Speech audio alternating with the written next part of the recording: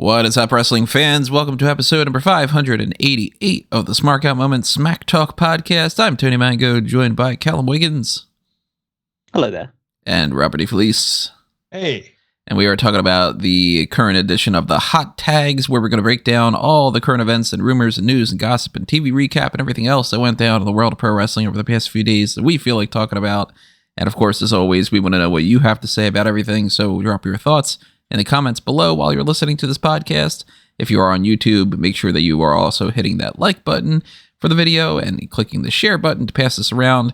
Double check that you are subscribed to the channel. If you aren't, then click that button, obviously. If you are, then don't click it because then you're unsubscribing, and that's not the right thing to do. Make sure that you also click the little join button that is next to that, which gives you access to the same things as the Patreon. All that stuff, of course, is part of the Smarketplace, where you can help support us and make sure that we continue to grow here on Smark Out Moment and continue to bring more content your way.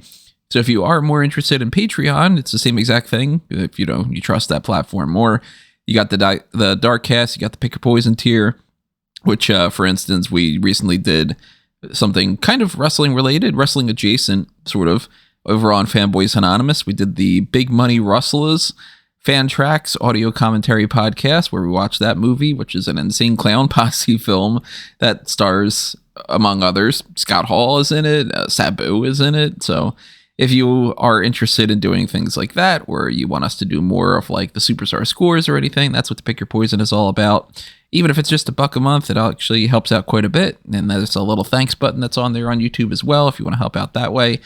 Redbubble and TeePublic are where you can pick up some merchandise if you want to pick that up. Keep all that in mind, and also keep in mind that that will help get you entries into our contest, which I'll mention pretty soon. I'm not going to do all the plugs quite yet. Instead, we're going to start diving into this with a general idea of just like some of the extra little stories that we've got. We're going to do TV recap and kind of dive into some of the other things a little bit later on. But one of the stories that I think we can kind of just put out at the head of this is that Backlash has been confirmed now. WWE is not calling it WrestleMania Backlash again, and it is happening in Puerto Rico on May 6th, and Bad Bunny is specifically hosting the event. So there's multiple things to unpack here. First, I want to ask for you guys, yay or nay, and why yay on the not calling it WrestleMania Backlash? Because it was dumb. It was stupid. It makes so much more sense to just call it Backlash. They seemed like they were just trying to milk the branding of WrestleMania during the pandemic. I mean, it's just a more concise name. That as well. Mm-hmm. I mean, it's dumb, but I totally understand why they called it WrestleMania Backlash. Me too. I mean, for a marketing perspective, it makes sense that they would try to do that. And I was really thinking that would make a lot of sense if they would have done that in Saudi Arabia. We've talked about that recently, where I was just like, okay, that's a way to kind of treat it as if like you are quote unquote getting WrestleMania, even though everybody would know that it wouldn't be the case. But I do like that it's just Backlash, because it's implied that it's WrestleMania Backlash, and I like the name Backlash a lot better than Payback, so I'm fine with them just keeping Backlash. I don't want them to bring Payback back. It's a little too generic. Now, being in Puerto Rico, I think that's pretty cool. I like that they're doing these more expansive, reaching out and doing things in other countries, just because it's like, look, you could technically have Backlash in Chicago, you could have it in Minnesota, whatever the hell you want. Puerto Rico, you're going to get a whole different vibe. Fans are going to be super excited for it. Maybe they do some special matches. Maybe that's what Bad Bunny is there for. I could see this being Bad Bunny and Rey Mysterio against Damian Priest and Dominic Mysterio, where we were thinking that could happen at Mania.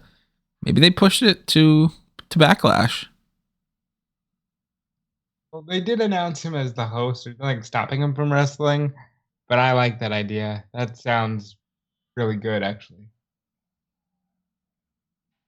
I kind of think it'll just be your standard musical performance. Maybe he gets involved in an angle involving Ray and Dominic, but I don't think he's actually going to wrestle on the show. He could just do kind of, hey, introduce the crowd, do a musical performance. Maybe he gets involved in the match physically, but he's not actually wrestling. And he's just sort of, the rest of the Judgment Day comes out, and then Bad Bunny's like, hey, I'm going to put a stop to this or something. Like, they could be doing it in that direction. Maybe he actually does still wrestle at WrestleMania, and this is a follow-up for it.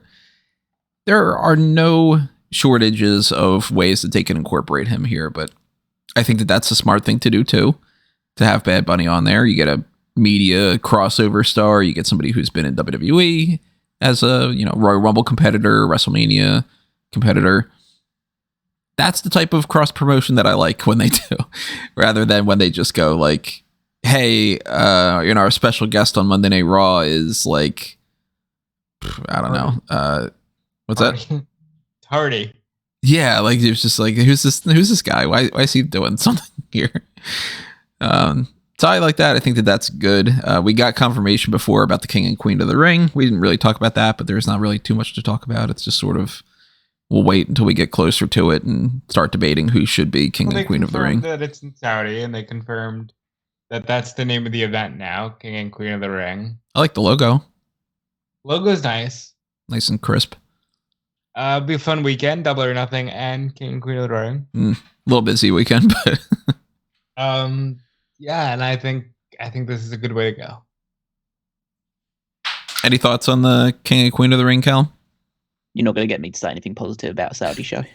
Generally speaking, though, you have like an idea in mind of like, when we talked before, we not to repeat the same points about like whether or not it should be a full tournament on the thing or if it's going to be whatever. But like now that we've got confirmation that it is going to be in Saudi, does it give you any more of a leaning towards one way or the other about that? It probably won't be. It will be just one match on those shows. That's what I'm kind of thinking too. I think at most we might get the semifinals and the finals, but more so I'm thinking, all right, they want to wrestle more than one match in Saudi Arabia. Yeah. I am thinking that it's going to be more of just like, okay, the finals like we did with the Queen's Crown and the King of the Ring the last time. I do want to talk about this.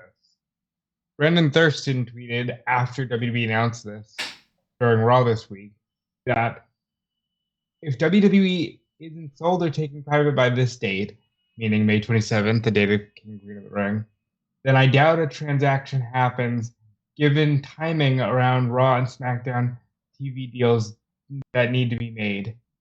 Q1 earnings call earlier in May could be another moment for clarity. Well, there was one story that I had read earlier about like they're looking for first round bids or something, and more of the typical sort of backtracking chatter of like, well, that doesn't mean that they're actually going to do a transaction, and this could mean nothing, or it can mean everything, or tomorrow they can announce that they've sold, and that, like sort of like nobody knows what the hell's going on, so we're all going to just say maybe they might, if possibly, perhaps consider thinking about selling, maybe. Where it's like, all right, fine, you're going to pull a Marge from when she did that with the taco truck. All the writing on the wall now is, all the writing on the wall now is on the wall is pointing towards McMahon just did a power play to put himself back into position. Endeavour have pulled out, or have said that they're not interested. It doesn't seem likely that Comcast is going to get involved, and they're not going to sell to someone like Disney, and Fox won't buy them because SmackDown's been such a colossal failure for that program. So I think that you're either looking at, it's either Saudi are going to have to buy it because no one else will stump up the price that Vince is supposedly after, that $9 billion dollar level, or Vince has just used the idea of a sale to maneuver himself back into a position of power. And he's sitting behind Gorilla now, so it's only just a matter of time before he's shouting down commentators' headsets and asking why are we pushing this person? They're not tall enough, and all that stuff. Well, that's not such good shit. Why don't you do this instead? Only this time he's got a mustache. Yeah, so thoughts on the mustache. I was gonna bring that up next too, because I've seen that picture that's been going around, and then I also saw something that said that maybe that's not necessarily the true picture or whatever, but Is there like clarification that that's exactly like that's what he actually has that he's sporting right now? Is that picture?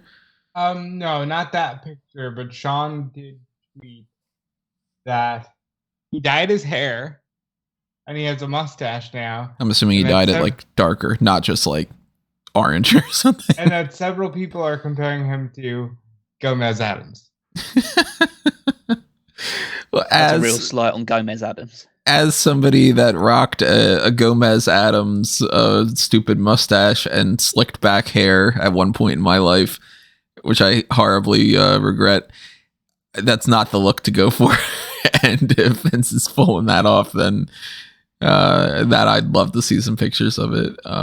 Maybe that's like a good sign. Maybe it's a bad sign of the future of WWE. If he's just sort of like, hey, I don't need to really care anymore. I'm going to do some fun stuff. Let me just grow out a mustache and whatever, because I'm not actually a part of it. Or if he's just like, yeah, I really don't fucking care. I'm taking it back and I'm going to be pulling off the Gomez kind of look. Not the story that I was expecting to hear this week of being like, oh, Vince is backstage. You know, he might be there to visit John Cena. And I'm like, oh, what else are we going to find out? Didn't anticipate it to be. And he's got a mustache. I don't know, man. I think he might have just been there to visit John Cena. Of course, you never know. It seems like slowly but surely, oh, I'm here to visit John, and then the next week I'm just here, and then the next week he's yelling at Michael Cole through the headset. Yeah. Obviously, we've said before our thoughts on that. We all want Vince to stay away. We want the new era to make some changes and to continue to improve on things and to learn from the mistakes from the past instead of just repeating them again. But one of the other things that is potentially changing from WWE, and maybe the sale stuff has to do with this, maybe it's something completely unrelated, I don't know, but there are reports going around now that WWE is trying to hire enough people to look into the legalization of betting on WWE. And they've had partnerships in the past with like DraftKings, and obviously there are plenty different gambling sources out there that do let you bet on WWE, but they're just sort of unaffiliated in any kind of official capacity. And the thing that I find the funniest about this, and this is something that Meltzer was speculating on, if they had some sort of like fully legalized, yes, you are sanctioned by the gambling commission type of partnership going on, that they technically wouldn't be able to tell the wrestlers who's winning the matches. How the hell would you possibly build an angle where it's like, okay, well, you know, we're heading towards this John Cena versus Austin Theory United States title match, which we're going to talk about, and everybody's going to be betting on who's going to win the United States title at WrestleMania, but we can't tell John or Austin Theory who is winning up until they're about to go out for the match. You can't write your angles. You can't have people working toward the end goal of a story. Yeah. I mean, it's just these sort of bets are ridiculous just from the mere concept of them, because you shouldn't be able to bet on something that someone can go around to you and say, yeah, this is happening. Or like someone behind the scenes say, hey, I know who's going to win this. You know why? Because I booked it. And that's because it's different from other sporting ventures or sporting endeavors where there is absolutely no predictability. Well, there's no predictability. You can obviously say this team's better, they're more likely to win, and so their odds are lower than the others. But it does mean that, but there's still all chances different things can happen. And surely there's enough in the sporting world that you don't need to then venture over to WWE. It's just people just trying to find new things to bet on because people are just addicts to this type of stuff. Mm-hmm. Obviously, it's just like, what else can we take people's money from in order to predict that, I don't know, is Cody going to win the title at WrestleMania? And you know what? Like, we do predictions contests and other people do predictions contests or prediction leagues or however you want to term it. But to actually like book at it and then you just because eventually what you're going to see is, we've seen it before, because there are betting markets that do put stuff on WWE shows already. And it's just a case of eventually, like a couple of days out from the show, someone's odds will drastically go down because a load of people will bet because something will have leaked, and then either that result will happen or the other result will happen, and the leak was there to throw people off and raise the odds of the other person. So there's always some sort of angle going on with this, like again, that angle. And yeah, if you have to take the approach, the only way of getting around that is to not tell people, not even on the day of the show, like pretty much as soon as the curtain, like this is the finish, go out there. Right. It's hard to, I mean, in a way, it could be quite interesting because of the way that will had to lead them to book, which is, how about we book a match where both guys or girls go into it looking strong, and then it doesn't matter who we choose to win because whoever wins will look good coming out of it, but the other person might be hurt too much, rather than let's bury a guy or bury both of them, even have them both lose going into it, so the one that ends up losing looks even worse coming out of it, and the one that wins doesn't really get much out of it because they've lost every single match they've had in the build up to this show. So who knows? Maybe this is the secret to better booking, is to make sure that you have to forcing yourself into a position where you can't try and weasel your way out of it with the finish. Who knows?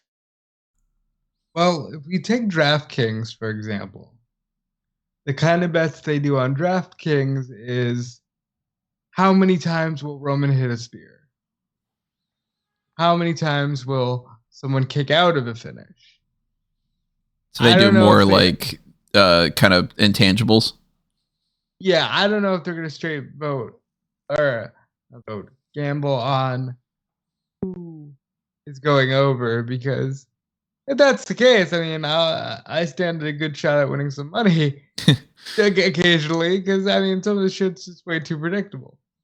So I guess we'll see how that goes. I would think that, I mean, gambling is not one of the things that I'm super, super familiar with. I'm the type of person who, like, I'll go to a casino, and if I gamble at all, I'll put like $20 in a slot machine, and if I win, I win. Even if it's like, I mean, one of the last times that I was at a casino, I won like $11, and I was like, all right, that paid for my lunch. I'm fucking done. You know what I mean? I'm not the type that's like, I'll put another 100 down. I'll put another 50 down. I'll keep doing this and get into it.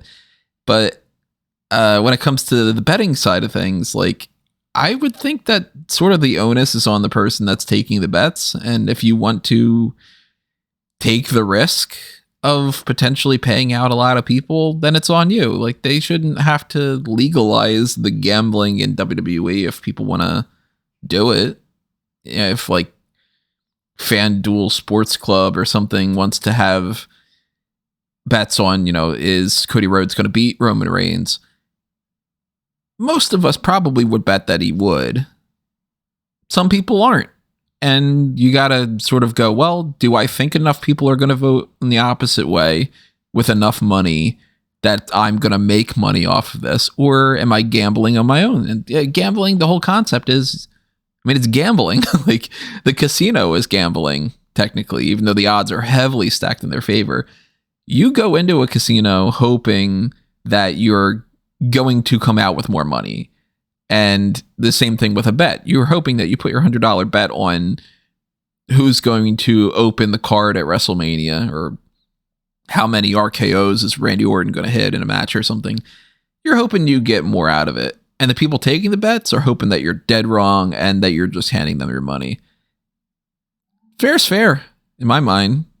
If you want to bet on WWE, take the risk, go ahead, do it. I don't think it should have to be something that's the same way that like the sports side of WWE is when people talk about like the wellness policy and all. Like, I fully support the idea that they should be making sure that everybody's healthy and all, but I don't think it should be regulated in exactly the same way that regular sports are, in the same, like, you know, well, this commission says that you need to Yeah, if you're doing a wrestling show in Alabama, it's a different sporting thing than if it is in Nebraska. What the hell? It's a fucking show. Like, it's not.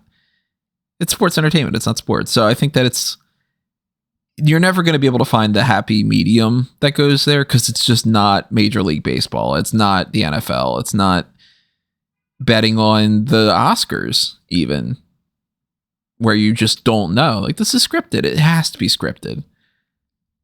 But it'll be interesting if they do something with that going forward, because that'll make things crazy if it's sort of like, well, we can't technically tell you that, say, Gunther is going to retain the Intercontinental title when he fights Akira Tozawa.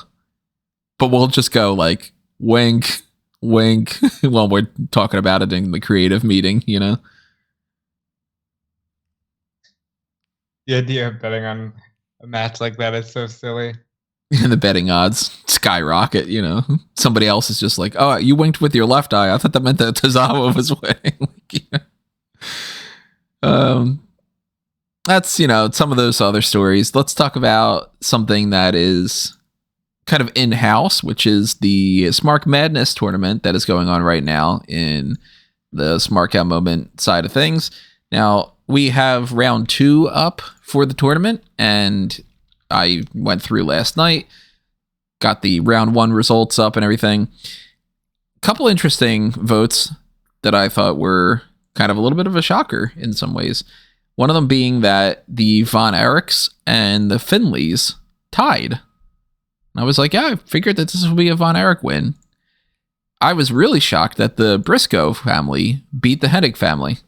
I just thought, generally speaking, Mr. Perfect at least would carry that name. And obviously most people on the website do tend to lean more heavily towards the WWE stuff and of like a more modern era. So I thought maybe Curtis Axel would end up doing that. So our setup for round 2 is Anoa'i against Steiner, which had beaten Hardy and Blanchard. The Orton beating Smith and Roberts means that they're up against Jarrett's, which they beat the Fafita family. We got a triple threat, which the Von Erichs and Finleys against the Funks, who beat the Armstrongs. Flair beat Vachon, and Wyndham Rotunda beat Malenko, so Flair versus Wyndham Rotunda. Hart beat Bella, as expected. DiBiase beat Rodriguez, so we got Hart versus DiBiase. Guerrero beat Pafo. I thought that'd be a little bit closer. And Briscoe beat Hennig, so Guerrero versus Briscoe. We got McMahon versus Mysterio, since Snuka and Garza lost. And Rhodes versus Colon, because Gunn and Rougeau lost. So Anoa'i versus Steiner. I think we probably are leaning on one direction. Orton versus Jarrett. Von Erich versus Finley versus Funk. Flair versus Wyndham Rotunda. Hart versus DiBiase. Guerrero versus Briscoe. McMahon versus Mysterio. And Rhodes versus Colon. Any big standouts or interesting matchups when it comes to that? Those are all pretty obvious, at least for me, who should win. I don't see the Steiners beating the Anoa'is. I don't see the Mysterios beating the McMahons. I think the Hart family will go all the way. I think, we're at a point now where it's getting a little more clear. Yeah, none of them are particularly. They all seem to be fairly one-sided to me.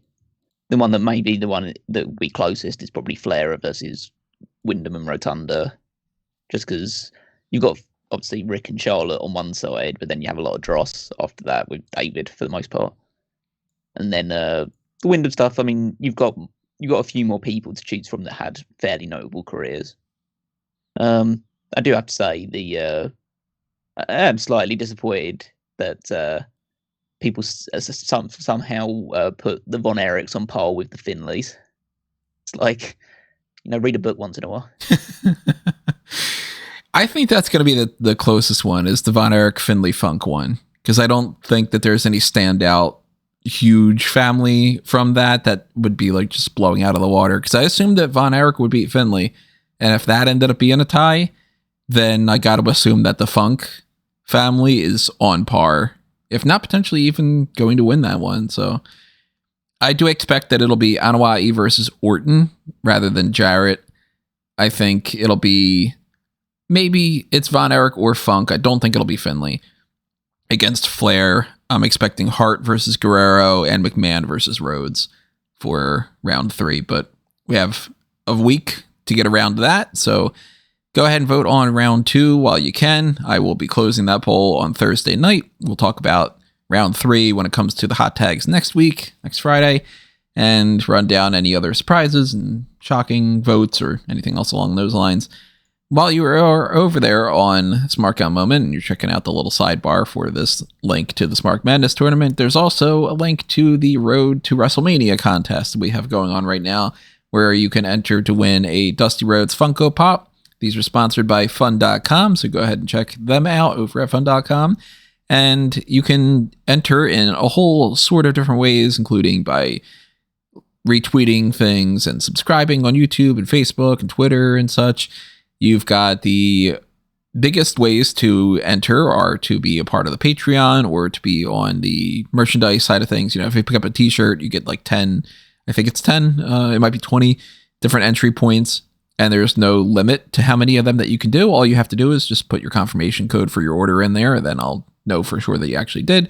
For anybody who does that and they don't actually buy something, I hope that you know that those are all invalidated. There's a couple people that keep trying to do that. They just keep doing like well, I'm going to say that I did, and then I'll just get these entry points. No, I manually go through there and I make sure that those don't actually count. So you're not going to fool the system. I can see if you did put the confirmation code or you didn't. And I don't want anybody to have an unfair advantage. I want everybody to have the same amount of entry points as they're allowed from everybody else. So no bullshit is getting past me on that.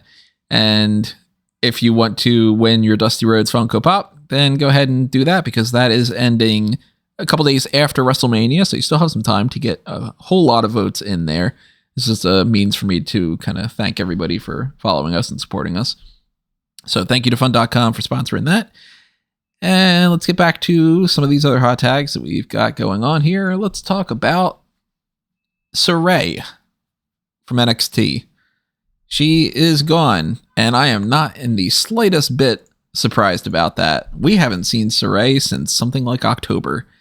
She dropped off the face of the earth. I mean, she first came in, William Regal made a big deal about their new signing.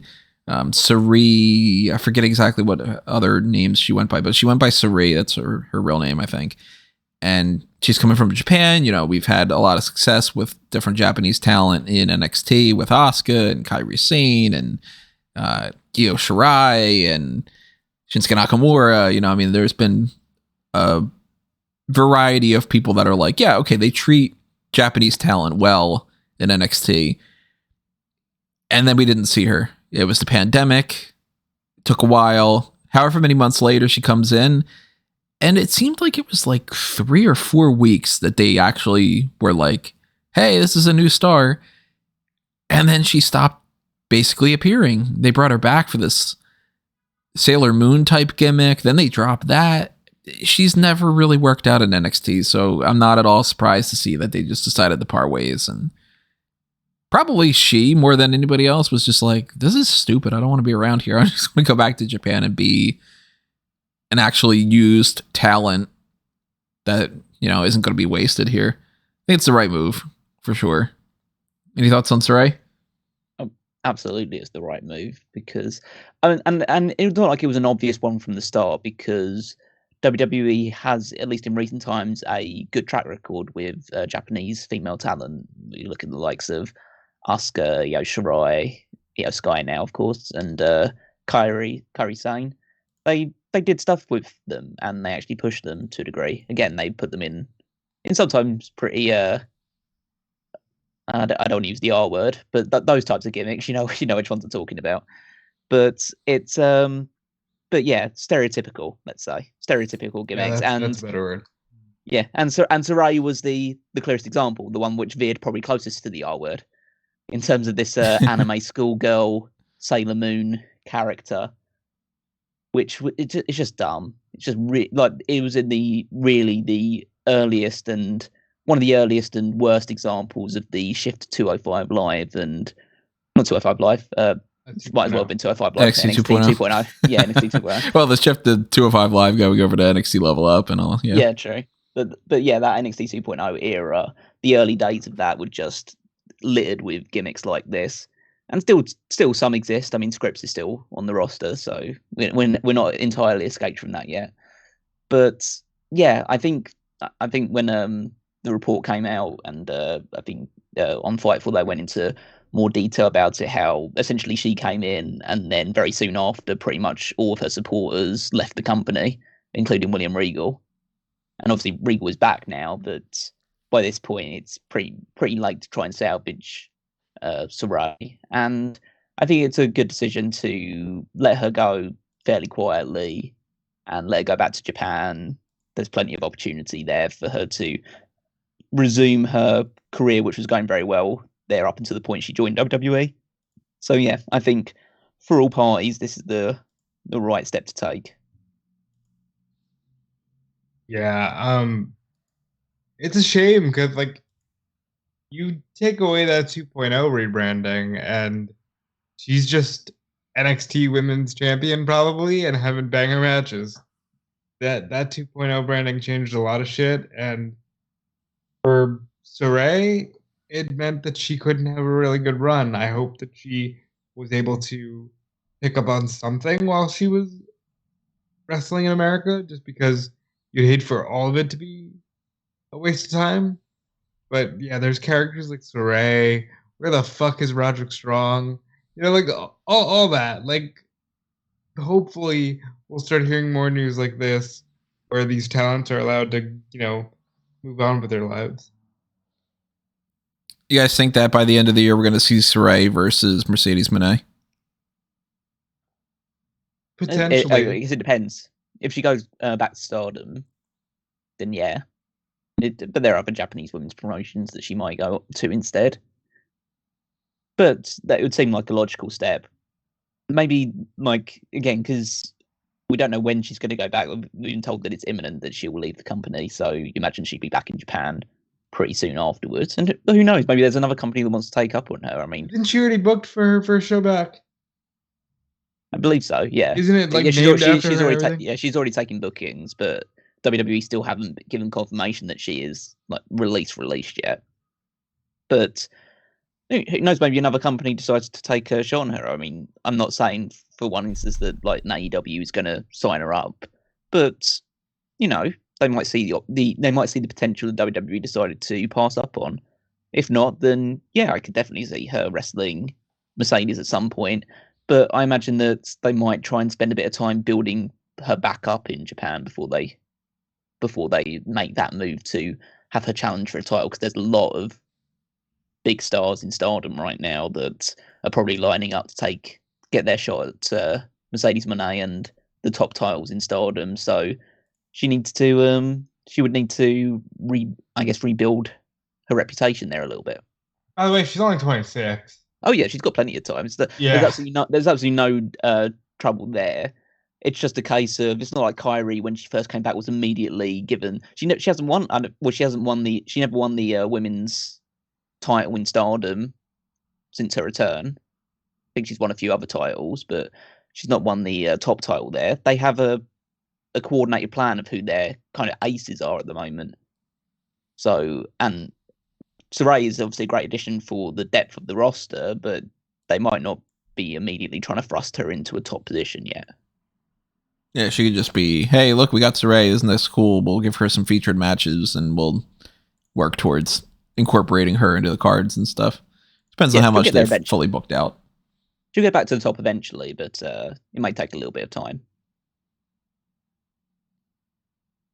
Now, and I think she'll be back in WWE one day. Really?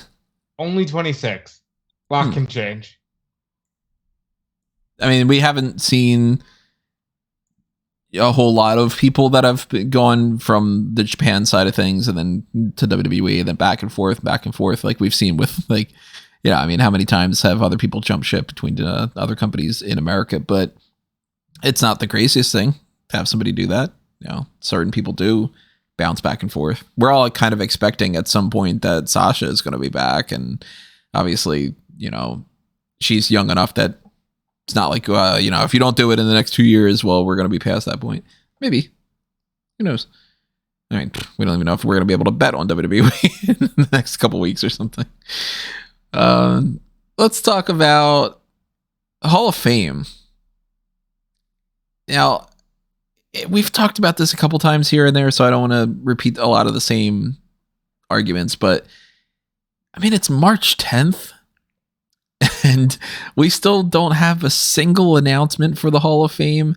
But there's another report coming out there from, I believe it's WrestleVotes, had said this earlier today, that tonight on SmackDown, that they are going to finally announce at least something for the Hall of Fame. And they might just drop everybody all at once. Maybe that's their philosophy, is like, well, we don't need to do it week by week. I still think that that's much better, but if that ends up being the case... They're not dropping everybody all. It's just a matter of when they want to start going... Breaking news as reported by Justin Barrasso of Sports Illustrated. Batista. Breaking news as reported by whatever fucking LA outlet. It's David Arquette. I don't know if David Arquette's going in, and that's just a guess.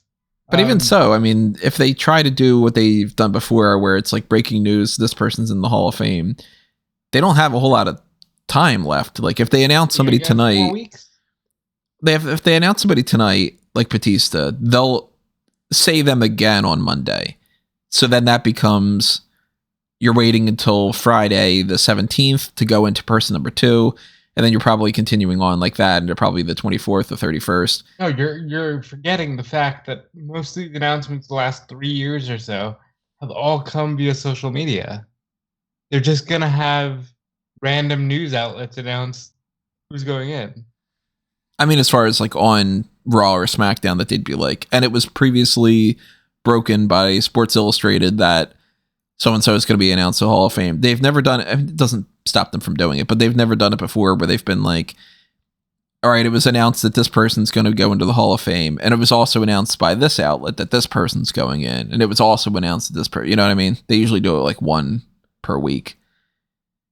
But maybe they do have a plan to just be like, hey, here are 3 of the people that's going to go in, and then next week here are another 3, or maybe they're going to keep it a very, very low class because they are going to be not low class, like, like a bunch of fucking hooligans, but like a small number of people being inducted, because maybe they do kind of look at it that way now. Maybe it's like, look, these Hall of Fames are too long. People are going to have 2 hours of SmackDown ahead of time. We're going to go head to head with the ROH thing. Let's just have maybe Batista, because we're all assuming it's Batista, and like 2 other people, and that's your Hall of Fame class. It could be that. But another story that came around with this is that Mick Foley said he had been approached from someone to induct them, and that he was a little surprised that that person picked him to be the one that would do his induction speech. But he might not be approved. He might, all the kind of like, well, it hasn't been announced yet, so put a pin in it for now. Maybe that's the person tonight. Maybe it's not. I think it's kind of twofold. I don't expect that whoever it is that's going to be inducted potentially by Mick Foley is going to be announced tonight. I do expect that announcement. But then I also wonder about the Mick Foley thing. The Foley thing is interesting because it's the only thing that we can say with certainty that it's honest. Like, Foley says he was... Yeah, he's not going to lie about that. Not like other people where they'll just put themselves over and make up some stories for the sake of being in the news. Foley's not going to do that. He's too nice of a person. So then it becomes, well, who the fuck asked Mick Foley? And you think, who's had a close enough relationship with Mick? And I look at, the obvious one is The Rock. We're all assuming, perhaps foolishly so, that if The Rock didn't want to fight Roman, that means he's out of Mania Week. It could be The Rock. But I'm also really wondering about Randy. Really? Randy Orton didn't cross my mind. Because I'm just strictly thinking about Mick Foley. Who the fuck has a close enough relationship with Mick on screen that WWE would approve that and go, okay, Mick Foley is inducting, like, it's not going to be like Eve Torres or something. I mean, that would be kind of one of the explanations for why he would be like, wow, I'm surprised that this person reached out to me. Like, why is Eve Torres asking me for it? I don't know. I mean, there's nobody that I can think of that hasn't already been inducted, like a Terry Funk or, whoever, that strikes me as like, okay, that's like a Foley feud or whatever. So it might not even be necessarily somebody that's been on screen with him as much, but maybe somebody that's just kind of friends with him backstage. Or maybe somebody that, I mean, this sounds kind of awful to say, but maybe somebody who doesn't really have a whole lot of friends in that business. And sometimes we've seen that, like, it would make sense for, Ron Simmons to induct JBL, for instance, or maybe vice versa or whatever. But then you go like, oh, and actually they were really tight with this person backstage. They just never did it on screen. Maybe that's going to be one of those things where it's like, yeah, Foley's really actually a really good friend of, I don't know. It's not a posthumous induction. We know that because the person said that they reached out or whatever. Huh. I'm stumped. You got any ideas, Callum? The one name that came to mind was Ken Shamrock. Shamrock? Huh. Really? They feuded in WWE for a while. So and he seems like the type of guy that would get inducted soon.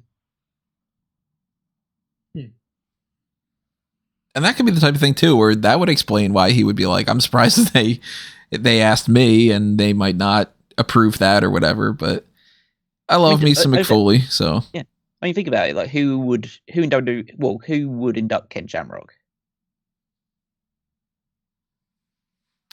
It's not gonna be The Rock. Yeah, that's true. The Rock wouldn't. Him in the Impact Hall of Fame. Yeah. It's unlikely to be Triple H. Triple H, because like they were around at the same time, but it wasn't very big. But obviously, Boss Man's not around. Owen's not around. They're not going to get Val Venus to do it. Oh yeah. There's very few options when it comes to that. So realistically, like, he was around long enough that he probably and made enough of an impression that he probably would be worthy of a Hall of Fame induction. Like, unless they got who's that other MMA guy, Dan Severn? Yeah, he's still alive. Yeah, to pull him in to do it instead. But I don't think they liked each other that much. But I don't know if that's the case or not. But yeah, Mick would make sense then, because they definitely feuded, and it would just seem like, oh, that's a bit odd, but in a way it kind of makes sense. Yeah, I guess that's a really good thought. I didn't think about Shamrock. I was just immediately thinking, like, memorable Foley feuds, and that's kind of why Randy came to mind.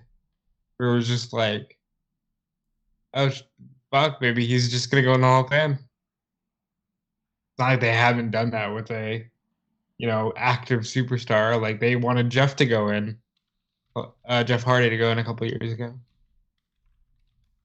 So I'm looking through the website, not in Hall of Fame, a great resource for just kind of reminding you of people that haven't been inducted yet. And obviously, a lot of these people are not remotely close to who they could announce. Like, they're not going to be like, Chris Jericho is going into the Hall of Fame. Like, not happening while you're part of AEW. We could roll out all the posthumous ones like Owen Hart and such, obviously. I do not anticipate Batista would be asking Mick Foley. Big Show could be. I thought about Big Show. I thought about Big Show. Yeah, I mean, he is in AEW, but it wouldn't be the craziest thing in the world. I don't anticipate Paul Heyman or Jim Cornette or whatever. Highly doubt that this is going to be the year that Lex Luger does and that he reached out to Mick Foley. I don't see any connection there whatsoever. But yeah, I mean, maybe. Honestly, this one's actually maybe the Great Muta. Maybe there could be something there. I don't know. See that. That wouldn't be the craziest out of all that. But is Sid in the Hall of Fame? They have him on this list as not being in there. He's not inducted yet, right? No. Presumably not, if he's on that website. Yeah. I just didn't know if they updated it anytime recently or anything. But Sid wouldn't strike me as necessarily reaching out to Foley. He'd probably have some other people that he'd have in mind. Still really would love to hear his speech. That would be fucking great. But yeah, I mean, that's an element that could come out tonight. For all we know, it's fucking Sable. And we end up just being like, what? Surprised, but also like, hell yeah, get Sable in the Hall of Fame. Kevin Sullivan? That'd be a good one. Yeah, so I don't think that we're going to get some kind of this person is going to be inducted by Mick Foley announcement tonight. But I do expect on SmackDown tonight, at this point, not only is WrestleVotes one of the most reliable sources that's out there, but also it's just like, look, it's fucking March 10th. Like, we gotta announce something at some point. I just read a tweet as you were going through some of those names from occasional Fightful contributor, Cher Delaware, and she brings up a good point. They don't have a real reason to overhype anything because the show is tied to SmackDown and you don't necessarily have to buy separate tickets. So if they don't feel like they have a crazy great class, they can drag their ass a little bit. They could, but that just kind of make it seem like you are shitting on it, you know? So the report came out from Sean that several people were told that it is still happening this past Monday. It's like, oh, that's always great when that's your update for your Hall of Fame. Yes, we're still doing it. I honestly feel like a portion of this could be that they don't know if they have their headliner locked in. That it's like they want to do The Rock, they want to do Batista, whichever one of those, and that they've been waiting to say people with the Hall of Fame because they want to start with the big name first instead of just being like, hey, we're announcing that the Hall of Fame is going to include these legacy names or something. I think that they want to announce it as being like the headliner is Batista and that maybe they needed to work out some scheduling conflicts or something. I don't know. But that's the way that I kind of am approaching it. Maybe tonight we get some kind of an announcement that ends up being like, okay, never mind. That's actually completely different from what I was expecting. Or maybe they drop everybody's name tonight. Hey, you should tune in to SmackDown in a couple weeks because right afterward, these 12 people are going to be inducted into the Hall of Fame. And then we're like, okay, shit. All right, let me update the page and kind of get the ball rolling on that. But yeah, it's something to keep an eye out for later on tonight on SmackDown. As far as SmackDown is concerned tonight, we do have some different things that they've announced, like, Jey Uso returns home to SmackDown, whatever. It doesn't seem like it's going to be the craziest episode that we've ever seen. We do have a fatal five-way, though, to determine who is going to fight Gunther at WrestleMania. And Kofi Kingston's out of that match. When he took the brawl fall, or when Drew McIntyre fell on top of him or whatever it was last week, I was like, oh, I think he might have gotten injured. Seems like he at least tweaked something, but Xavier Woods is replacing him, and it's going to be Woods, Sheamus, McIntyre, Karrion Kross, and LA Knight fighting for that match against Gunther. And I don't know how they do this and pull this off where it ends up being both Sheamus and Drew McIntyre, like we're all speculating. You guys think it's just going to be McIntyre? Do you think it's going to be some kind of a schmaz ending? Chance for a double pin. Like both have LA Knight locked in a submission. He taps out, and then it's like, well, he tapped out for me. No, he tapped out for me. Neither of them have submission moves, but you know what I mean. Sheamus has the Texas Cloverleaf. Sheamus has the Cloverleaf, yeah. Yeah, true. He does have that. McIntyre doesn't have any, right? No, but anyone could just put on a crossface, or a camel clutch or something, yeah. True. And they could do some kind of thing where it's like, McIntyre goes for a pin and he's got his own shoulders down at the same time as Sheamus, or I think it'll be one-on-one. I think it'll be Sheamus. Not Sheamus, it'll be McIntyre versus Gunther. And realistically, I think I'd prefer that.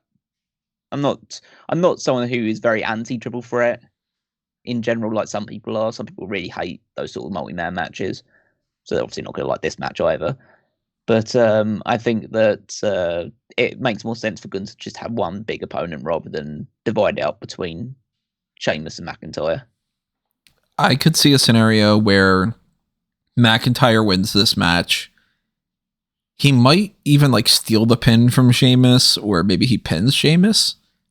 One of those things where it's like he's going for the Claymore on Karrion Kross, and Karrion Kross moves out of the way, so he hits Sheamus, and then he goes for a pin, and he pins Sheamus anyway. And it's kind of like they've already teased, like, you know, that their friendship is sort of collapsing because they both want the Intercontinental title. I could anticipate it's McIntyre versus Gunther. Imperium comes out at some point at Mania. They start interfering in the match. Brawling Brutes come out to back up Drew McIntyre, and Sheamus either intentionally turns on him or he gives a brogue kick to Drew McIntyre. Gunther retains, and then you set up for Backlash, the triple threat.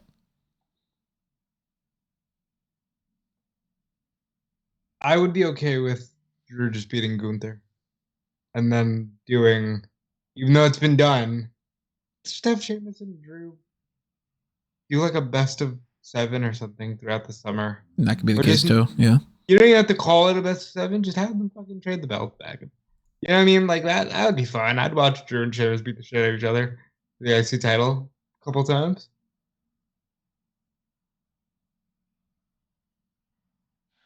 I mean, I would say that if, no matter who wins this Fatal 5-way, I'd have Gunther retain at WrestleMania.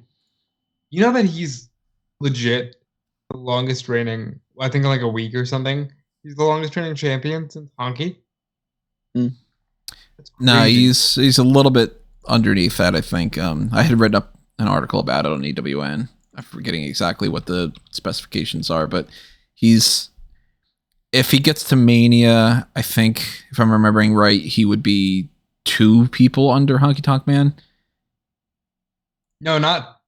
Remember though, I said longest since. Oh, longest since. Oh, yeah, not the longest overall. Yeah, longest since Honky. So like, that's insane. It's been 35 years. Like that's pretty cool what he's been able to accomplish. And he's definitely, like, this design of the IC title for me is always going to be associated with him mentally. Like he's had a good run with it. I think he can lose it and then build himself up to being a challenger for Cody at some point in the summer.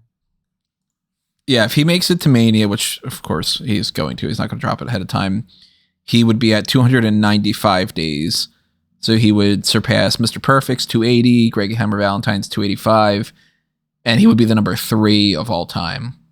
The only people ahead of him would be Honky Tonk Man, obviously, but also Macho Man for 414. So he would have to go through September, where did I write it on this? September 8th is when he would beat Honky Tonk Man's record. Yeah, that I just don't see happening unless probably not. This is possible. They might not have any other plans. Yeah. Title, so why not just let the man hold it? I wouldn't be opposed to it, but then again, that's kind of the whole point that I wrote that article was me being like, yeah, I think that would be kind of fun if he beat the record. But yeah, we're gonna see one of those things happen when it comes to SmackDown tonight. Obviously, that's like on the prediction side of things, so we could do when it comes to that. But let's talk about some other topics here that we can go back and talk on the TV side of things, which is, let's go to Monday Night Raw and break down anything that we feel like talking about from there. We got the whole setup with, Kevin Owens and Sami Zayn, furthering that story where they had another discussion about, hey, we should work together and that they don't trust each other, but Sami Zayn's more on board with it now, and Kevin Owens is still just sort of like, no, I want to do this on my own. The main thing from the takeaway from, well, I would say that there's 2 main takeaways from the non-John Cena and Logan Paul stuff, which would be the Sami Zayn Uso situation and the damage control situation. Those are the 4 topics that stand out to me from Raw. Are there any other ones you guys think are worth talking about? No, that's pretty much it. Like Nikki Cross or, the Otis stuff or anything. Bianca beat Carmella. That's one of those things. I didn't think she would. I mean, my God. Yeah, there's no history of her beating her. It's, it is what it is. But those topics, let's talk about them. We are getting Damage Control against Becky Lynch, Lita, and Trish at Mania. So there goes that Trish versus Bayley singles match, which, all things considered, I like the idea of this 6-woman tag better. Yeah, me too. It makes sense. And look, my fear a few months ago or whatever it was that they just wouldn't have a major match and they'd throw them in a battle royal. At least this is as spotlighted as you're going to get. 2 of the most iconic women's wrestlers of all time. Add Bayley and Becky, add Damage Control. This is as good of a non-title match as you're ever going to see women have at WrestleMania to date. Yeah or nay, Callum? You like the 3-on-3, or do you think they should have gone in another direction? I mean, either way is fine. I think the difference with this one is obviously the tag titles won't be up for grabs, but realistically, I guess that doesn't matter. It does raise the question of, we have Ronda Rousey under contract and she's not going to do anything at WrestleMania. For one, based on her performances over the past year or so, I don't really. That obviously is a bonus, but realistically, just as a name, it seems odd that you would be leaving her off the card. I'm more interested in the rumors that are circulating about Trish going heel, and potentially leading to a match with Becky at SummerSlam. So does that mean that something happened? You'd assume something happens here to set that up. And what they seem to be teasing, at least from this one segment, and again, things can change up until WrestleMania, but they seem to be teasing the idea that Bayley, and there's a wedge between Bayley and the other 2 members of Damage Control. Like, her basically accepting the challenge and Damage Control going, what the fuck? And then just going to fight all of them, but still seemingly not very happy about the idea of going into this 6-woman tag, because that means they won't have a chance to win the tag titles back. I love that you tried to justify that, because when I saw that, I'm just like, in what logical world do you go, oh no, now I'm on the biggest show of the year and I'm fighting legends, 3 guaranteed legends. Yeah. Well, I like a universe where wrestlers decide that titles are worth more than dream matches. Right. In certain instances. I agree when you say that, yes. But I just think it's silly. Why wouldn't you want this match? Last year, wrestlers were begging to get on the card. So yeah, the way they could get into that is you have the match happen, you could have Damage Control either turn on Bayley or get annoyed about losing the match, maybe, and they get annoyed, and then you have a situation where Bayley's surrounded by the 3 baby faces and Damage Control walk out on her, they step up on their own paths. But then when it seems like they're all going to turn on Bayley, Trish takes out both Becky and Lita and sides up with Bayley. And that can be like, because realistically, I mean, Lita and Becky have got to drop the titles, you'd expect reasonably soon. I almost think that based on this announcement, that they're actually dropping the titles before WrestleMania. That's what I was thinking too, because there's a chance that they do the double duty thing that I had mentioned before, where it's like, okay, well, you're going to do that on night 1, but we're also going to determine the number 1 contenders for the tag titles, and that's going to be something else, and we're going to do that on SmackDown, and it's, Ronda and Shayna are doing whatever with Natty and Tegan and blah, blah, blah. But I do kind of feel like maybe they're going to do a match either. I mean, they might not do it at Mania either. I mean, we still don't know if they're going to approach things the way that they did before, where it's like WrestleMania, SmackDown, and we're going to do the Andre there, for instance. They did, what was it? The Intercontinental title was defended on SmackDown one of those years or something. Yep. And, they've now set up at least a precedent that there is going to be potentially some of the matches that normally would go on Mania can be on SmackDown ahead of time to appease Fox, especially if they're in a position right now where they're like, well, we need Fox to give a shit about for the deals and the TV rights and all. I think the ship has sailed on that front, but I guess they might try. It might be like their Hail Mary thing. We might see, instead of Ronda and Shayna, for instance, fighting for the titles at Mania, they might win the tag titles on the SmackDown prior to Mania. And that could be the type of thing where they fight Becky and Lita, and at some point, Damage Control interferes to try to be like, and they're going to get their level of revenge on them by beating them tomorrow night at WrestleMania. You know what I mean? I could see that happening. We might not see Ronda at Mania this year. And like you said, I mean, it's not the end of the world as far as I'm concerned.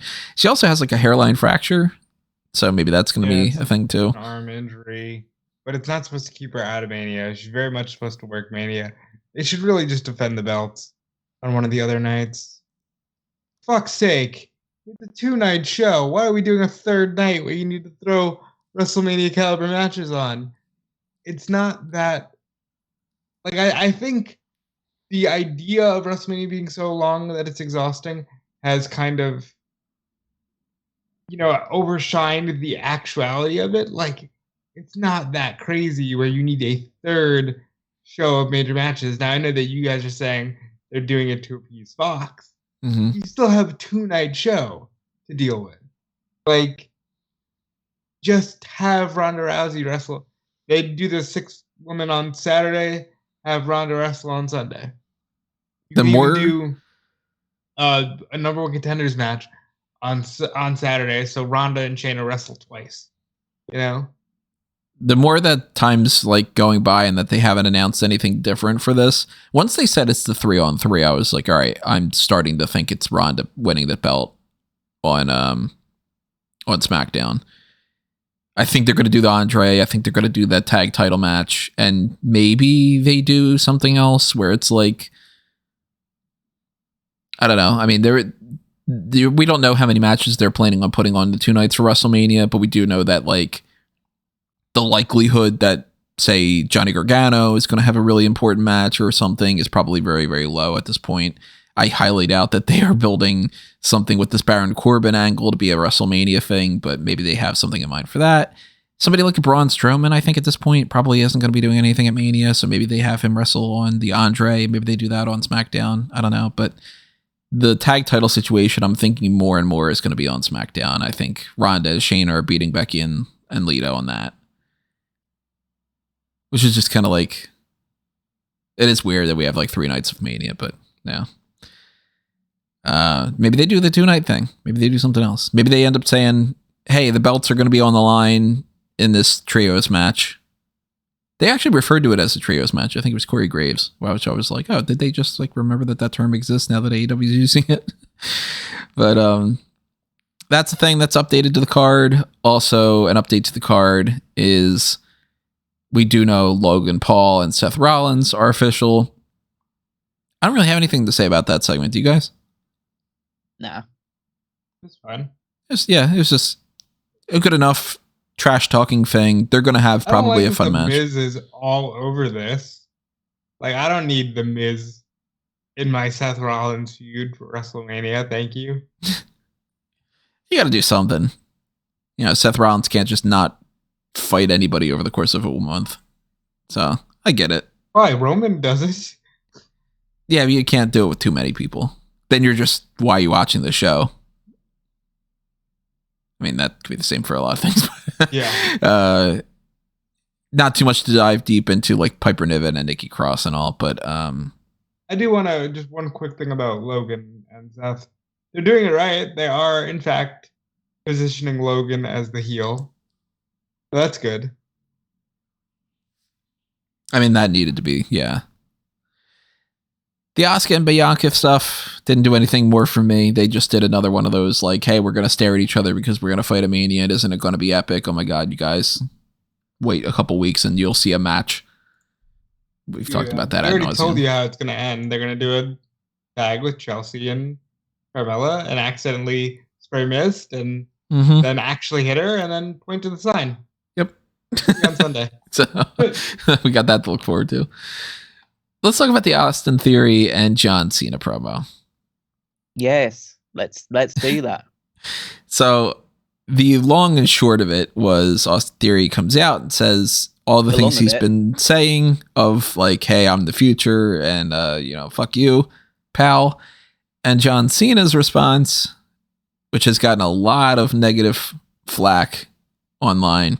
For good reason. I think for a lot of good reasons, yeah. Was to say, you're not ready, you suck, you are not the future, and even if you are, you're a long way away from there. And here's your problem with Mania. If you beat me, you still lose. And if you lose because no matter what, you're going to have to come out on the night after Mania where I'm not going to be there. And you're going to have to either live up to being the guy that beat John Cena, which you can't do, or you're going to have to tuck your tail between your legs and admit that you lost. I don't see any positive to the idea of him being like, if you beat me, you're a fucking loser. Go off, Callum, because I know this, is yours. I'm not going to go off in a sort of, well, I would typically go off in a negative way, in the sense that I think, essentially, you shouldn't bury the guy that you're about to face WrestleMania, because if you beat them, it means you beat a loser. If you lose, you lost to a loser, and so you're even bigger loser than they are. So just from a basic wrestling psychology standpoint, this doesn't work beyond just getting some buzz for Cena being there and saying all of that stuff. But I will say that I'm not going to hate on this too much because Cena's right. He's just right. Austin Theory is as plain as like toast that's been in there for about 10 seconds. And it's just, he is like milk toast. I guess that's the phrase. That's how Caroline would describe him. And plain unseasoned chicken. Yeah. They're good too. But he pointed out everything that everyone says about Theory in a negative way, and he's got no real rebuttal for it. The idea was that Theory comes out and he says he's going to challenge John Cena for WrestleMania, and Cena just says no, because I'm going to destroy you at WrestleMania because I'm John Cena. I figured all this shit out. I was in your position 20 plus years ago, and it nearly got me fired. It made me just think about all these differences. The fact that everyone would say oh yeah, Cena was in Theory's position, and Cena overcame it. So if you think, compare Theory to Cena in that regard. Do you know how long it took Cena to go from getting onto the main roster to becoming the Doctor of Thugonomics and moving towards that United States Championship upper mid-card position where he was a featured part of SmackDown? Took him about 6-7 months. Correct. How long has Theory been in WWE? Theory has been on the main roster 4 years? Yeah. At least. And that's he's already been on the main roster and he got pushed back down for stuff that we don't even talk about now. Yeah. And can I ask both of you a question? What is Theory's gimmick? The next John Cena. Yeah, what is... actually, I'll even distill that down even further. What is Theory? What is Austin Theory? Now we're getting into metaphysics. What is theory? Unproven. What is the theory of Theory? Yeah. Unproven. Yeah, but that's the point. He's been there for so long, and he's won the United States title a couple of times, and he does get more screen time. He's had that whole thing with McMahon. He's won Money in the Bank. But realistically, in terms of actual character progression, development, building up a personality, and a real thing beyond, the very base level of a heel, which is just jock guy who taunts people and comes out and cheats to win matches, which is the bottom of the barrel. That's foundational heel stuff. Yeah. He's never shown anything beyond that. And maybe this whole promo and this whole segment and this whole feud is the thing to try and drive that out of Theory. But Cena went for the jugular straight away. And basically, they're building this whole story on just saying that Theory is what who Cena was once, and then he figured it out, and Theory is way too far away from figuring it out. And Cena said he's not ready for this match, but he's going to give it to him anyway. And so, realistically, I imagine this was bad enough because it just laid bare all of Theory's lowest character traits. Especially the line about the piped-in crowd noise, which is just to a new whole level, because not only is it showing that no one cares about Theory, but it's also admitting that WWE pipes in crowd noise on wrestlers, which is just like, okay, if you got the green light to say that, then go right ahead. Or whether Cena just decides to say it anyway because they're not going to exactly. Yeah, what are they going to do? Fire him? Yeah. Don't do that. And then it comes out afterwards, and like at the end of this segment, like raises the hand of the quote unquote real star of the future, Cody Rhodes. Guy's probably only a few years younger than Cena, but still. And that was my whole issue with it. The Cody thing really underscored. No, like, say what you want about, oh, it's all fake anyway. Oh, well, the Ruthless Aggression stars were B stars compared to the Attitude stars, yada yada. They would have at least said, whoa, motherfucker. All right, I want to fight Cody right now. Something. Say something. Austin Theory literally just sat there with his thumb up his ass like, okay, I guess the segment's over. To salvage this, Theory even needed to take down John Cena and just leave him laying to just send a message, or fought Cody, or done anything else rather than just stand there and take it like he was listening to everything Cena said and said in his mind, was just going, "Oh yeah, you're right," and just slinking away and like curling up into a ball. Like the only way it could have been more embarrassing if you just listened to all that stuff and just curled up into a ball in the middle in the corner of the ring and just like started rocking and says, "No, I am." They cut back to him and he's got tears down his face and piss streak down his pants. Yeah, exactly. And I know Rob's already mentioned about how he wants this kind of thing to go because of the affiliation with, the fondness towards Cena. But you can't have this promo segment happen and have Theory lose at WrestleMania. Well, yeah, but this is before. Yeah. John Cena ripped him a new asshole. Because what do you do? Like, what actually do you do? He's absolutely, like, we thought that the Money in the Bank thing would kill him. And they managed to, I'd say they recovered. They gave him a slightly new, more intense gimmick and then completely forgot about it as soon as he won the United States title. Like, he's just back to who he was before then. So nothing has changed on that front. And he's exactly in the same position that he was this point last year, minus the fact that he doesn't have the McMahon thing going on that can give him a little bit more interest. Because, like you said, I mean, Theory has had almost no character. The most character we've ever seen from him has been when he was a part of The Way, and he was like the meathead idiot of the group. And that was a lot of fun. That could have been something that, expanded his range and everything. It's not going to be the thing that makes him the WrestleMania main eventer. To be like the meathead idiot from The Way is going to headline Mania. But this is where I always go, like, everybody looks at him as the next John Cena. I always keep looking back and going, I think he's more in the position that Randy Orton was. Yeah, like, he's Randy Orton before the Legend Killer, and he hasn't figured out the Legend Killer gimmick yet. I never understood the comparison to Cena because he's not. Cena was being built as like a rookie.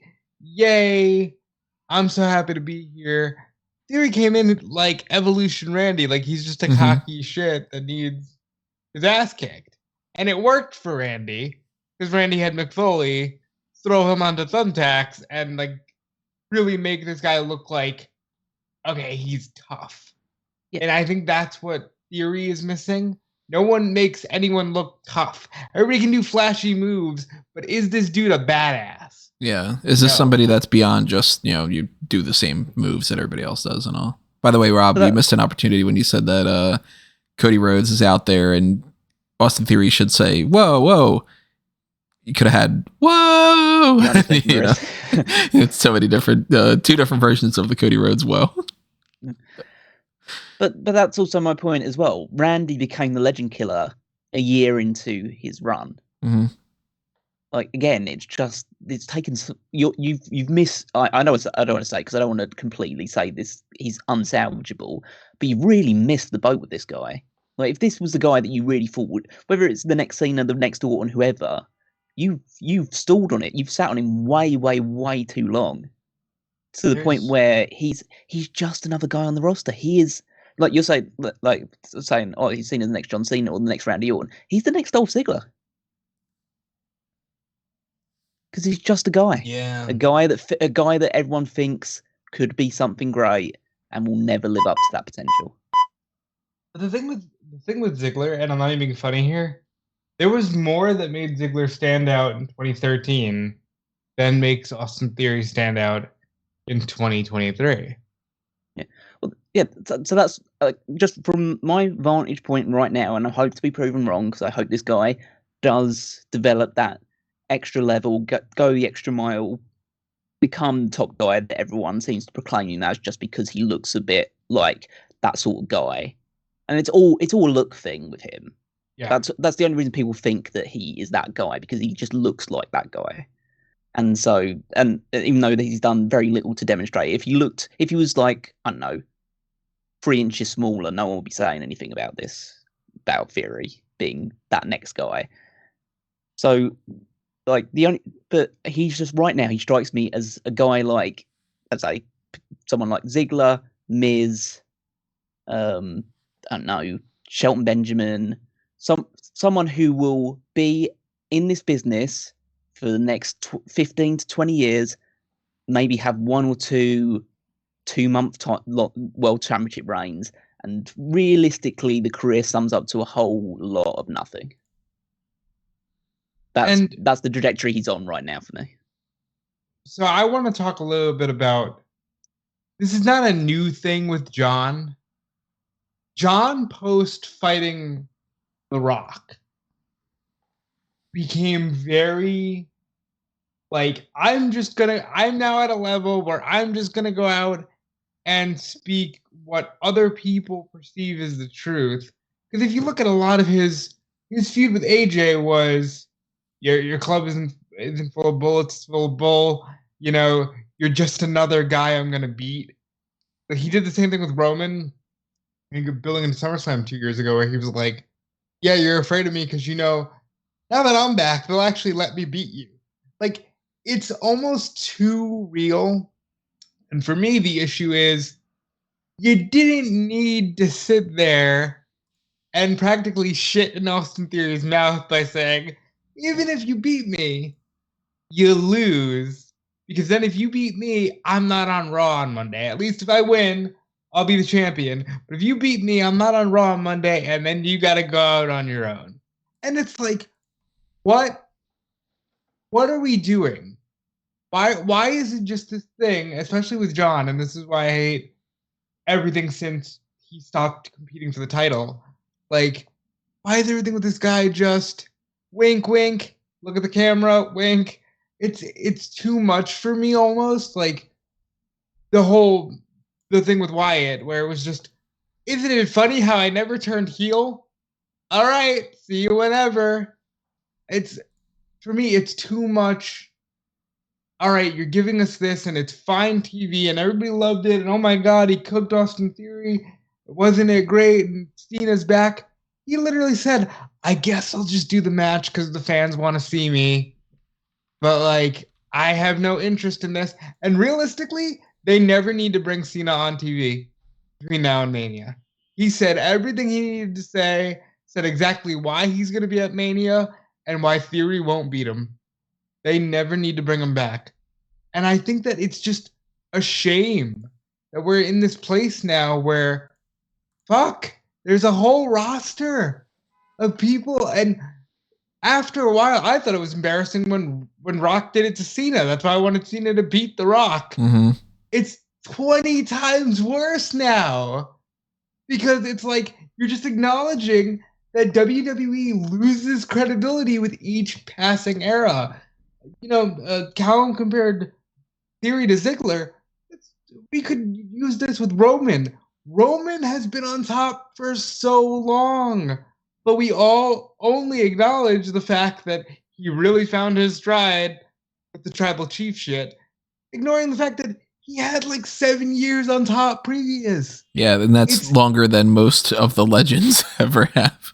Like this thing where they just drag their ass. Time dilation's really weird. We've talked about it recently with the whole, like, obviously however many years that somebody's been in WWE compared to how many years, like Yokozuna, yeah, like that kind of thing. Austin's only a thing for a handful of years. But the legacy lasts so much longer. Right.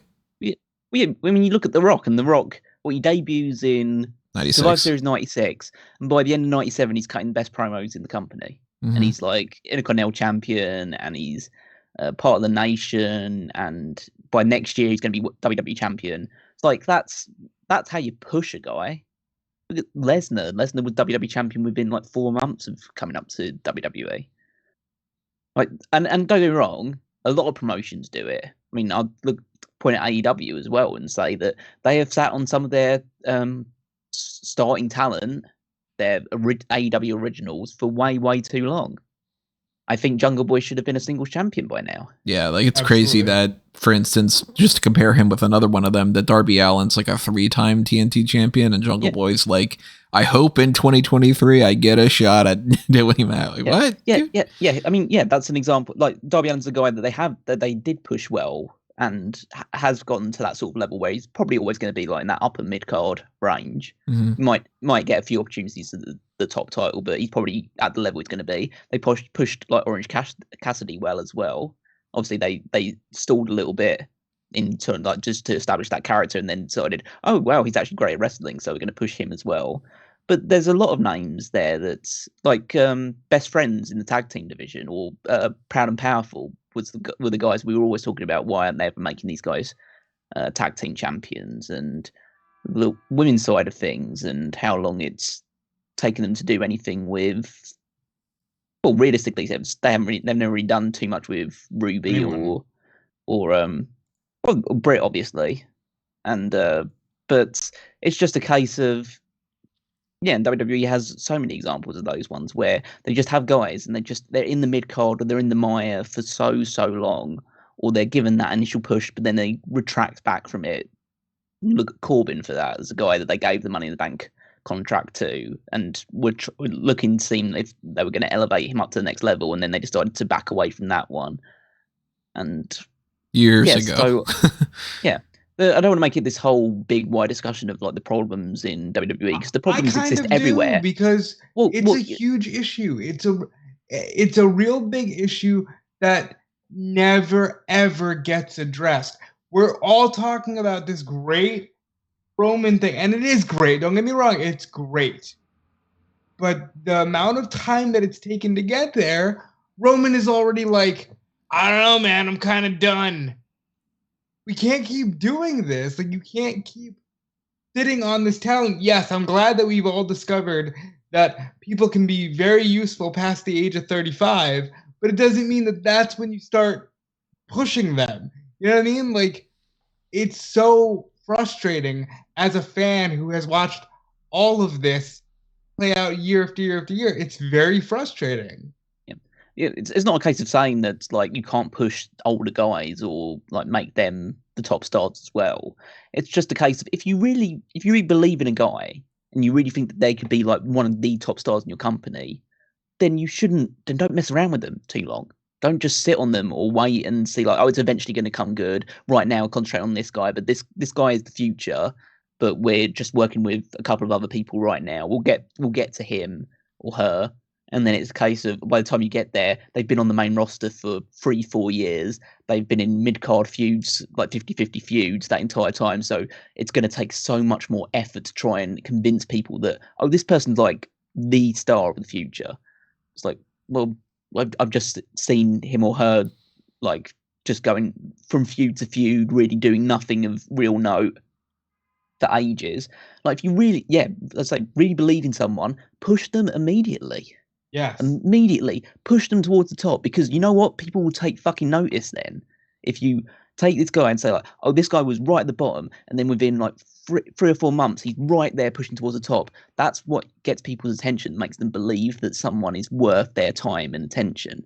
And if it doesn't work, it doesn't work. It's an experiment. It's like not every single one is going to work out. Frankly, the vast majority of them aren't going to work out. But you have to try and do that because eventually the hope is eventually you find your Austin, you find your Rock, you find your Hogan, you find your Cena, you find your Orton. And then that's someone you can build your company around. And you're not going to get it doing what you've done so far with Theory. To try to wrap this up, you mentioned Cena and Orton and Lesnar. You get there so well, and you do so well with it, that John Cena gives you 10 years on top.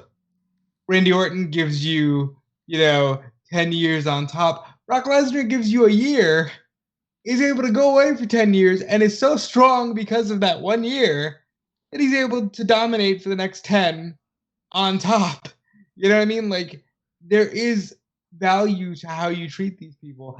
And I just think they are way too comfortable acknowledging the reality of it, if you want to call it that, oh, well, nobody really believes in any of the current roster. That's a terrible look for your brand. That is a terrible look for your brand. And I honestly, Theory needs to whoop John Cena's ass, and I don't see it happening. But to come back from that verbal assault, it's what he's going to have to do. He cannot roll him up, pull the tights, and win. No, and they can't just do the thing that they normally do when it comes to heels, which is like the rules that don't apply, because Theory can roll him up and then come out and then say, I beat John Cena, and the record books say I beat it. It doesn't matter who thinks that I won in a cheap way. I beat him. Boo. Oh, we all know that you cheated, you jerk. It's not going to carry the same weight. He needs to actually have like a statement made. Or they need to just go, hey, all right, well, we're done with the experiment. Moving on, which I hope isn't the case. But anyway, moving on. The Jimmy J. Uso situation, Sami Zayn and all. We finally got the turn that we were expecting, where the episode ended with Jey Uso super kicking Sami Zayn, saying, you thought that I would pick you over my family and my brother and everything? That was so good. So good. And honestly, this is the best story they've told in so many years. And we're getting that tag team match. It's taking a while to get there, but we're getting there in ways that make sense. This is the one story. Look back at nothing else. Everyone will tell you that this time in wrestling is great because this story exists. I'm going to be a little controversial. I thought this was quite lame. In what way? The actual turn itself? Yeah, I think Jay just coming out and doing the hug with Sammy and then hitting him and saying like, oh, you think I'm going to side with my family, seems like a bit empty. It just seems like a very like immediate shift towards the family side of things. What I mean is, because I'm always just dragging myself back to what happened at Elimination Chamber and how I would have done it differently. And I know that I don't want to wax lyrical about how I would have had Sammy win the title and had Roman win it back on an episode of SmackDown leading into WrestleMania, and that's when you do the Jay turn, which is following up from Sammy accidentally spearing Jay, and you build off that to be the reason behind it. But I think that what you needed to do is be more obvious about the fact that Jay is doing this for Jimmy and not for Roman. Because I think by doing this, it makes it feel like Jay is just, back to being Roman's loyal soldier, like back in line, back in the ranks. Whereas I think it should have been very obvious that the reason why Jay has come back and sided with Jimmy and taken out Sammy is because Heyman threatened Jimmy with what would happen if Jay doesn't come back. And maybe that's they do that on SmackDown tonight. Maybe they've done enough to convince people of that. I know I've seen people talk about that, and if that's the case, then I'll hold my hands up. It's better that way. I think there needs to at least be still that undercurrent that eventually the Usos are going to break away from Roman. I'd like to see on SmackDown tonight, maybe Roman addresses it and says, like, I'm glad to see that you've seen the light and you're back and whatever. And then he just says, I didn't do it for you. I did it for my brother. And yeah, that's the way they need to go. I think that would be a bit. Oh, obviously, I know I've said what I said, but I think that'd be a bit on the nose because Roman would just wouldn't take that. I think Jay, as long as Jay shows a bit of hesitation or a bit of reluctance to say that, yes, my tribal chief or something along those lines, then I think you can build off of that. But yeah, I think the real culmination of the Bloodline storyline is eventually the Usos breaking away from Roman, and it being Roman and Solo on one side and the Usos on the other. Then it's Solo versus Roman at SummerSlam 2025 or something. I think it could be. I wouldn't put it past them doing that. But yeah, well, at least we know it's now, the trajectory is now set. We're going to be getting the Usos versus Sami and KO at WrestleMania, so that should be a great match. And they should still headline. Yeah, I'm still hoping that it's the night one finish. If it's not, then I hope it's the opening match for night two. Those are the only two spots I can imagine it really making sense. But that's Monday Night Raw. Let's talk about NXT Roadblock and the things that happened there. We got the Jailhouse Street fight. Tony D'Angelo beat Dijak. It just sort of was a match. I was kind of surprised that there wasn't anything else going on. They really established that Stacks is loyal. Did a great slide in of that crowbar because I didn't even see it until they slowed it down on the replay. Yeah, me too. Really good stuff there. Kind of ridiculous that he hits Dijak in the fucking head with a crowbar, and it's like, yeah, okay, he's not even like the slightest bit bruised or anything, That's type of nonsense that you have to just write off. It's like, yeah, okay. But I expected there to be more to this. I was a little disappointed. I'm fine with it. It feels like they're gonna set them up for a tag title run. Not right away, but it seems like that's where they're going. Could be. Wesley also said he's going to do another open challenge next week, and Axiom said, hey, me. So, which means he won't be getting there first. Probably not. And if he does, he's obviously not going to beat Wesley, and then maybe we get some kind of tie-in when it comes to Stand and Deliver. I don't know, but that's a thing. Axiom still heading more towards that potential heel turn. We got the Josh Briggs and Kiana James and Fallon Henley and Brooks Jensen stuff. Now the retreading of the twist of, hey, Kiana's got somebody on the side who's sending her flowers and all. Again, it's one of those stories. I don't really fucking care. It does make me think, though, that maybe there is more to this idea that, like, Josh Briggs is going to be either turning heel somewhere in there, or that there's going to be something between, like, Brooks and Fallon, or Briggs and Fallon, or Briggs and Kiana, or, I mean, I don't know exactly what they plan on doing, but it wouldn't shock me at all if they don't necessarily know where they're ending this, and they're just sort of doing stuff and going, well, we'll figure out the end game later. So the end game is Brooks and Fallon. I also think the end game on the Kiana side of things, because they established the brother, and they established Brooks didn't send her flowers. At this point, I'm hoping it's not Briggs, because it's not you. Why are you playing along? I don't like when people do that. Talk about AEW in a bit.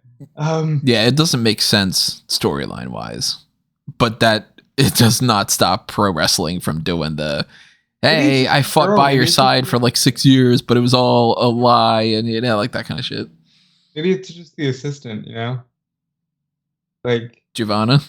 Yeah, it could be. It could just be like and you didn't see that coming. Da da da da da.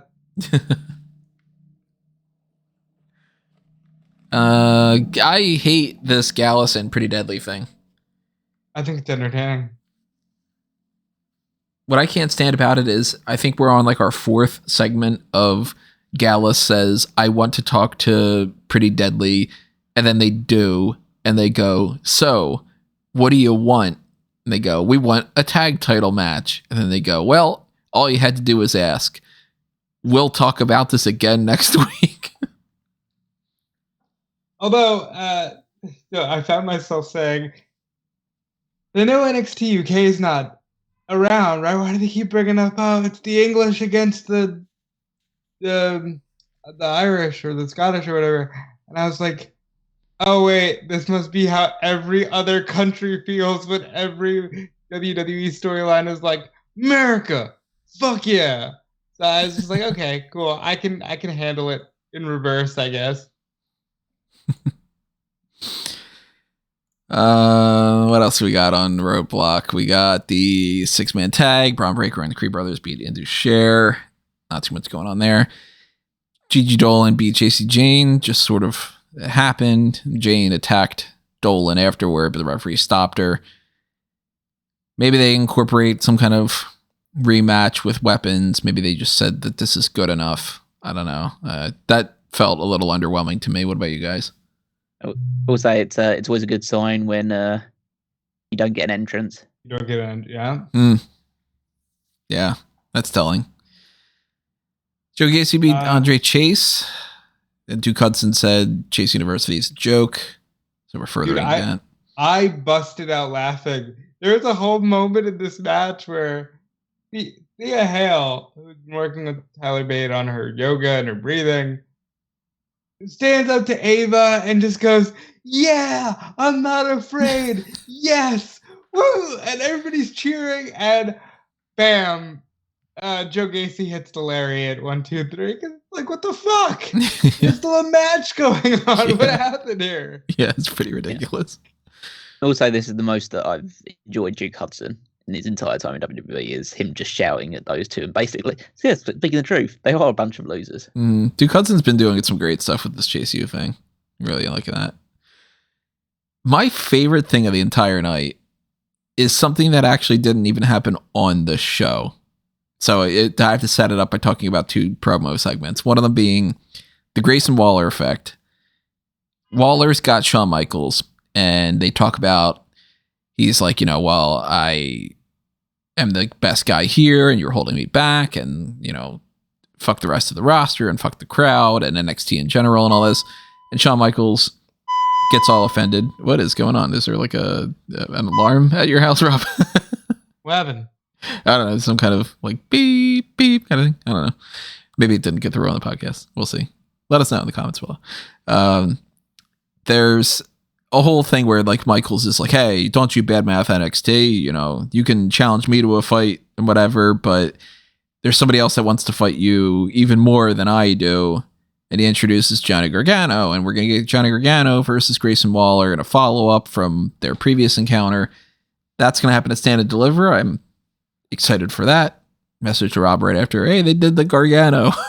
You were thinking they would do Dragon Lee, and I was just like, no, there's nothing there. Instead, they were just like, hey, Dragon Lee's in the crowd. Anyway, moving on. I love this. First of all, I love the back and forth between Waller and Michaels. I think it was really cool how they're goading, trying to goad Shawn into having this match, and Shawn gets in his face and goes, they've been trying to get me out of retirement for so long. And honestly, they keep backing the money up to my house, and I keep telling them no. And by this point, I know the Brinks drivers. Yeah. Yeah, like what makes you think that you're going to get me out of retirement? I would kick your ass. But this guy, and it perfect because the crowd loved it. Gargano genuinely loves NXT. It's a great ending to that story. I thought this really well. The only thing I would have done was I would have had this close the show. And I would have had specifically a segment that came after this happen before it, because I think it makes the words more poignant. That's the thing I wanted to get into, which is that Braun Breaker and Carmelo Hayes did a kind of weird segment where Breaker had already been out during the night, so I'm surprised that they didn't just have this be the follow-up for that. Like, Braun Breaker's in the ring, and he just goes, give me a microphone, and I'm going to do this. He calls out Carmelo Hayes, and he, basically too long didn't read the whole situation. Hey, Carmelo, you're awesome, and I want to fight you for the title at Mania, or at Stand and Deliver. And Carmelo's like, yeah, I'm not going to be a heel anymore. I respect the hell out of you, and I'm totally down for that because we're the two guys. And they say something specifically on here about that, hey, do you remember when the two of us got brought backstage and told that we were the ones leading the charge and the future was ours and all this? And Grayson Waller tweets out afterward, yeah, the whole fucking thing that Shawn Michaels is talking about, that nobody gets special treatment and everybody has the same thing. What about those two? I'm like, yes, that's exactly what he should be saying. And it makes so much more sense if it would have been that they do the Braun Breaker thing right after the 6-man tag. And then right afterward, it's the Grayson Waller thing. And he goes, listen, Shawn, you say that I get the same treatment. 10 minutes ago, those two were saying that you brought them backstage and said that it's them, fucker. Like, well, no, the way that, cause they made it sound like it was a whole meeting. Like, it was just a group meeting of, like, NXT people. I would have had Waller be like, yeah, and I was there. What the fuck? Yeah. I was fucking there. I was there when you pointed at that guy and said, you two are the ones we care the most about. And everybody else kind of went, hey, well, what about me? You proved that, Shawn. You keep giving title matches to Braun Breaker. You keep giving title matches to Carmelo. What the hell happens with me? That would have made so much more sense. So I'm like, I don't know where they decided to, just throw this Braun Breaker thing after the Gigi Dolan segment. What? I don't mind the way they did that because I like that they made it seem like Breaker just didn't want to wait anymore. We've been dancing around it for weeks. I was supposed to do this next week, but screw that. Carmelo, let's fight. And Melo not being a heel, he doesn't need to be. People like him. I didn't like I was supposed to do this next week thing. Gonna be a double turn at Stand and Deliver. I'd imagine so. Probably double turn. He's already Carmelo's already basically babyface after this segment. Yeah. But I mean, they've done all the thing with because now they're full blown fabricating that people are booing Braun Breaker. They've got plants in the crowd that are booing Braun Breaker. So I think that's just an obvious sign that they're going to have him lose the title to Carmelo. He's going to snap and go heel. Yeah. Or he just goes, but I could see him. I mean, he could go and he could go as a heel, or they could play around with it. They still haven't announced anything about the draft, so I mean, for all we know, they just go, "Hey, next week is the draft after Mania," But we ended with another Shawn Michaels angle. Roxanne Perez beats Meiko Satomura to retain her women's championship, and then she collapses in the ring, and the officials, Booker T and Shawn, come over, they check her out, they stretcher her out into an ambulance, and it's the Enziguri angle. Yep, I caught it right. It seems like everybody caught it right away. Yeah, because Shawn only books Shawn. Shawn books Shawn. Yeah, that's exactly what I tweeted. I was like, "Fucking say it loud, say it proud." Shawn Michaels can only book Shawn Michaels. Now I've seen a couple other people. Someone said Roxanne will come back next week and say, "Oh, I'm stronger than ever." No, Shawn forfeited the IC title. I think Roxanne's just gonna forfeit the women's title, and we're gonna have a ladder match. I mean, there's Tiffany Stratton. There's who was the one? That she put her name in the hat that she wants to fight for the title. Yeah, and all. Like, why else are all these other women just like, hey, me? Mm-hmm. So, fuck it, all of you. Like, bring back Cora Jade and Valkyra. Put the two Toxic Attraction girls, and put Tiffany and you could theoretically put Zoe. I would put Zoe instead of Meiko, and that's your match. It's a 6-way for the women's title, and that gets you your NXT quota ladder match. That gets you Roxanne doesn't have to lose, because that's something that Shawn very clearly does not want to ever see happen. Apparently, when he has his people, he doesn't want them to actually lose their belts. Carmelo lost his belt and they still had him go, but it didn't count. I just think it's, okay, Sean book Sean. It's comical at this point because there's so many examples of it. But it really does seem like, dude, this guy can only book himself. What got him over?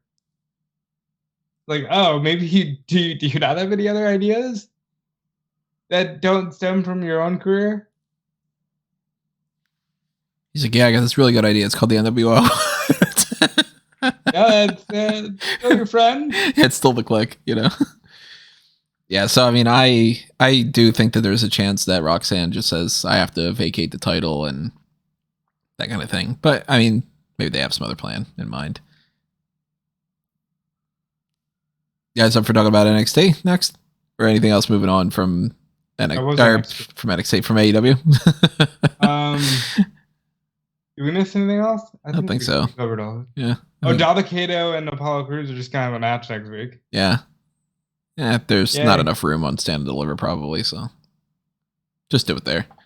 Do we have a women's tag team? Yeah, I guess we do, because that'll be Iowa and Alba. All right. Okay. Yeah. Let's move on.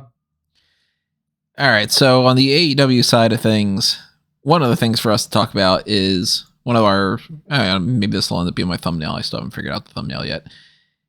There is a promotional tie-in with Shazam, the new movie that's coming out, the Shazam Fury of the Gods, which has absolutely nothing to do with Shazam. So I don't know why they were like, oh, this is to tie in with that, when they just did a commercial for it, which is really stupid, especially because another thing's like, oh, they're really happy about the tie-in promotion for that. What tie-in? There's more of a tie-in when fucking Jim Ross used to go nuts over Skittles than there was with anything else with this. But if you are a fan of Shazam, you should be checking out the Blueprint Project over at fanboysanonymous.com, my superhero project where I am taking all these different stories about Superman and Power Rangers and Spider-Man and Thor and X-Men and Daredevil and James Bond even, and Teenage Mutant Ninja Turtles and Star Wars and all that. I have been promoting this for a little while. I've been working on this for years and years and years of trying to boil everything down to the most condensed gold standard version I possibly can for all these tales. And one of them being the one that I want to announce even more so is the Batman Blueprint is in full swing, because not only is that introductory video up, but chapter 1 of volume 1 is up right now. The Batman A Nighttime Story, 100 records from the Wayne Foundation archives. Go to fanboysanonymous.com and check out my synopsis of chapter 1 of Gotham Guardian, which is called Why Do We Fall? I have put a lot of time into this. Obviously, if you watch the video, you will tell that it's like, okay, wow, especially because this is only scratching the surface of what I'm doing. But I want to get as much eyes as possible on this. And I know that, of course, some people are listening to this podcast are only into pro wrestling. They're not the slightest bit interested in Batman. But if you want to help support me and you want more from Smark Out Moment, then you should help support Fanboys Anonymous as well. Because the more that I can dedicate towards projects like this, the more that I can just solely dedicate to things under a mango tree. And there are lots of different ways that you can help out. So one of them being, go ahead and check the video out. Just watch it on YouTube. That's one whole thing. If you are, hit the like button. That honestly really does make a difference, because YouTube's algorithm does not like to show things unless they're super popular. And if you get a lot more watch time and a lot more clicks and all, they will actually start to steamroll. And, the more likes that I get, the more chances that people can actually see that this is even up on there. And then there's more likes. So then, whatever. Subscribe on Fanboys Anonymous' YouTube, and also share this around. You can see on my Twitter that I've tweeted this out. Hit the retweet button. It takes 2 seconds and it'll help me out a whole lot. So if you are a Batman fan in particular, check it out and share your support for Fanboys Anonymous over there on all those social medias and fanboys.com and all. Bought my tickets for the Super Mario movie. Gonna be seeing that when that comes out. We got plenty of content coming your way for Fanboys, so support the Patreon. Subscribe on YouTube, do all that good stuff. But Shazam was tied in on AEW as being a part of a rebranding of a championship. The All-Atlantic title is now going to be renamed the AEW International Championship. And my eyes lit up and I went, oh, fuck yeah, finally, because I hated the name the All-Atlantic Championship. It didn't make any sense to me because you had countries that aren't in the Atlantic, and that was just like, well, why would you go with the name? And it's clunky, the, All-Atlantic Championship. I had specifically even said, why didn't they call this the international title? And now they're going around and they're doing it. Orange Cassidy retained over Jay Lethal, and he's going to have a fight with Jeff Jarrett for that title. The whole phrasing that Tony Khan did, which was kind of interesting to me, because they're like, and here we're going to go to Tony Khan for a special announcement. I'm like, oh my God, there's another special announcement. This is going to be another one of those like, hey, I really wanted to tell everybody that coming up in 3 weeks, we're going to have a show in Kissimmee. It's going to be a lot of fun. But I was like, oh, cool. It's actually a decent announcement. And for him to go, it's the final defense of the All-Atlantic title. I was like, no, you're not going to get rid of this belt already, are you? Jesus Christ. But I love this change. I think that this is a huge step in the right direction. How do you guys feel? Absolutely. It's just more concise. It fixes the flag on the belt problem. It just sounds more prestigious. All-Atlantic is a cool name, but I think this will help it honestly get to that next level. And I thumbs up. I think Jarrett's going to win. I think that there's a good chance. I'm a big fan of the name change. I think it just rolls off the tongue a lot easier than the All-Atlantic Championship. So look forward to the future of the AEW International Championship. I hope Jarrett doesn't win. Not that I've actually been a big fan of what Jarrett's been doing so far.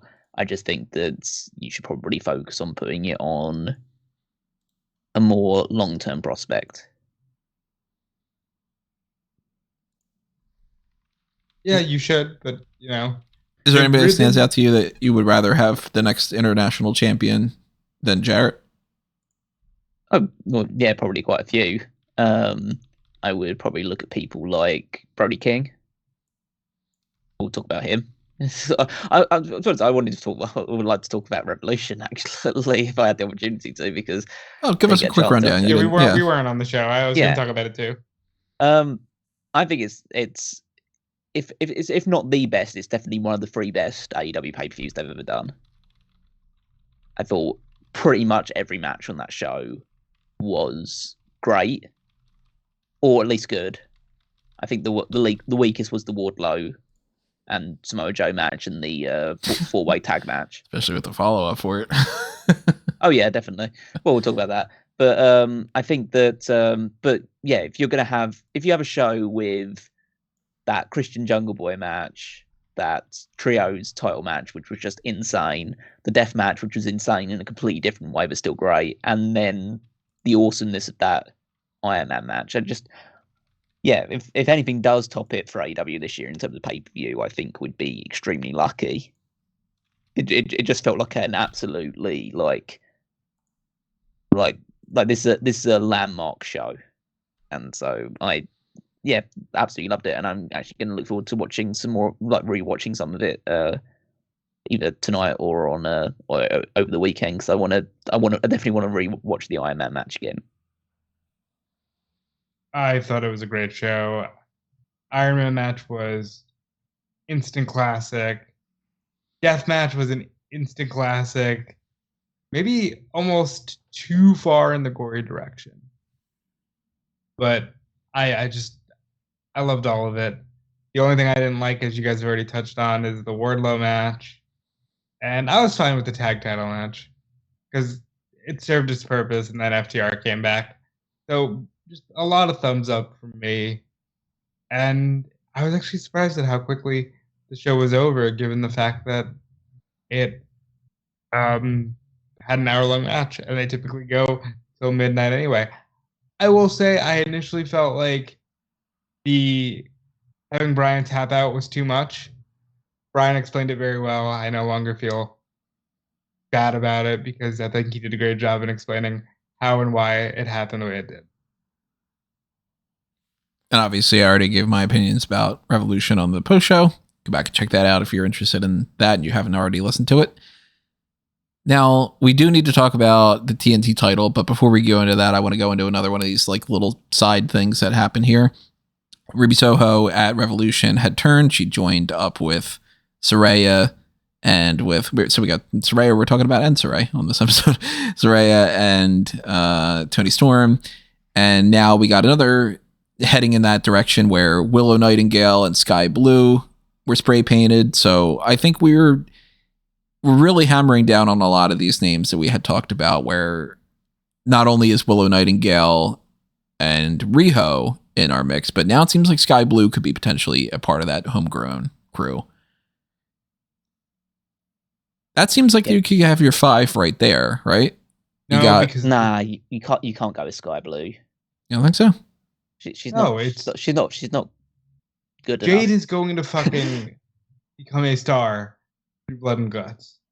If that is what they're doing. I don't think it's Jade either. Really? Statlander, if she's healthy. Well, there's Sheeta too. Sheeta, absolutely. She could definitely do it. But she's been out of the mix too. Yeah. Also, fuck Jim Cornette and fuck everyone who watches Jim Cornette stuff for how they bullied Riho off of Twitter as well. What happened with that? What? Well, it's just the same thing with Jim Cornette basically saying that she's like Kenny Omega's like fetish, then that's why she gets pushed. And so, Riho's now decided to go off Twitter. Well, made her account like either private or unavailable now on Twitter because of the harassment and bullying she's received from the neckbeards that follow that absolute racist psycho. I missed that completely. So I just, I don't know. That sucks. What do you guys think about Juice Robinson attacking Ricky Starks? People got baited, is what I think about it. Jay White. Yeah, mate. I mean, I'd like to see if this is the bridge to that.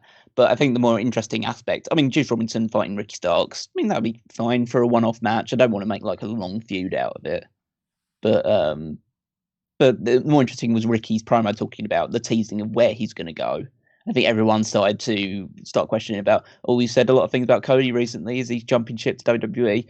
I think he was talking about he's going to go to Japan for a bit. When's the G1? Oh, that's not until July or August. So it won't be anything to do with that. But I think he'll head over to Japan, maybe not with New Japan, but with somebody else, maybe. I don't know who exactly. He could go for DDT. Yeah, I'd say either DDT or Noah. He can win a belt in Noah. Yeah, it would be pretty fucking great though if he just pops up on NXT and it's just like, holy shit, what the hell? Like, you know. Well, if he's coming, he's got to skip NXT. Yeah, I'd say so.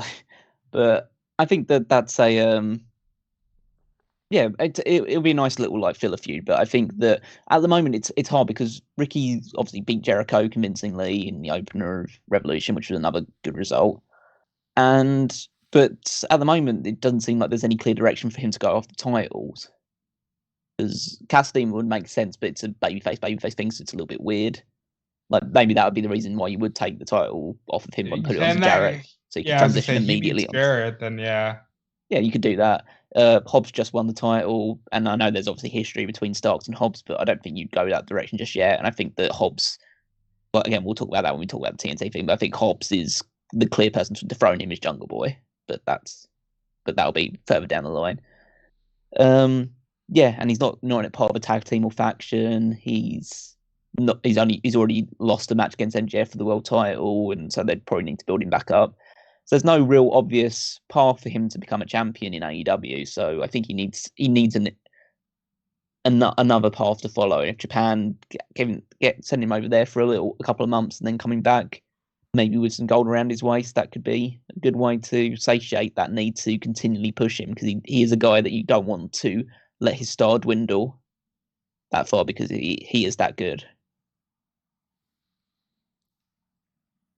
Well, let's talk about Jade Cargill. She is going to fight somebody from the Canadian side of pro wrestling next week. And that's got everybody speculating, who is she going to go up against? I am thinking that there's a good chance it's Ty Valkyrie. I also think it's Ty Valkyrie. No, that's a good shout. Obviously, I looked over the AEW wins roster, and there's only one person from Canada, and that's the Bunny, and she's injured. Yeah. So it can't be anyone from the main roster. I thought it could be Gail Kim. I thought about Gail Kim as well. Gail Kim. If you can convince her to come out of retirement. Determined. I forgot that she's Canadian. She seems very secure in her retirement. Yeah, I'd say so. But just see like maybe just get convinced for a one-off thing. Taya makes good sense to go with her. I'm trying to think of any other like Canadian women that aren't contracted with WWE that might be worth going with. A lot of people said like Lufisto. She did post something recently about like being in her ring gear and stuff, so maybe that would be a good route to go down. It's a lot more Allison Danger. Also, he was also Canadian. Anyone else? Nothing's really jumping out on me out of this list, or like out of the ones that I can think off the top of my head. I almost said Taylor Wilde, but she's definitely not Canadian. She just seems like she's Canadian. Just has that kind of vibe about her. Well, I don't know why.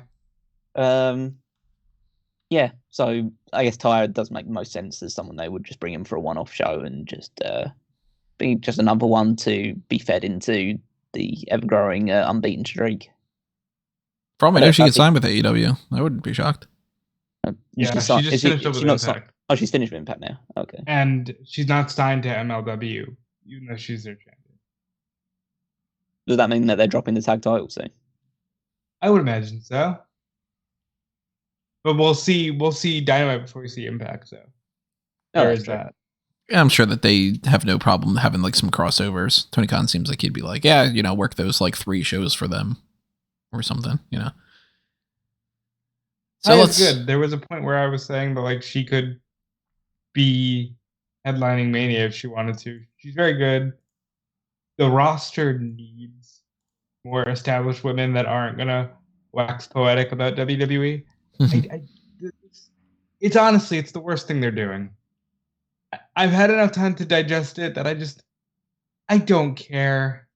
I'm glad that these women are getting spotlighted, but I'm also just like, I don't care that you were in WWE. Stop making that the basis of feuds. Please. Oh shit, Tyler Wilde is Canadian. Okay. No wonder we're all like, yeah, she seems like she would be Canadian if she actually is. Good. I just looked up a list of Canadian professional wrestlers. There's a few actually that I've seen now that I've got the list up. Angelina Love. Oh, as long as where she's still wrestling. Rosemary is Canadian. Oh, so that's another one part of the same faction with Ty Valkyrie. So, yeah. Just seeing if there's anyone else. You mentioned Lufisto. Yeah, no one else super significant beyond that point that is either still alive or not signed with WWE. So yeah, I guess the 3 main options are Angelina Love, Taylor Wilde, and Ty Valkyrie for me. So let's talk about unless they bring Rosa Mendes in. Yeah, I don't think it's gonna happen. Hey, maybe she finally wins a match and it ends up being this. Out of all the things for her to win. Let's talk about the main event of this. Oh my god, these honkings in the background. Sorry, everybody. The main event was the TNT title on the line between Wardlow, the new champion, who won it back at Revolution, defending against the winner of the Face of the Revolution ladder match, Powerhouse Hobbs. Going into this, Wardlow did not have the title. He actually had his car broken into. The TNT title was stolen along with his ring gear.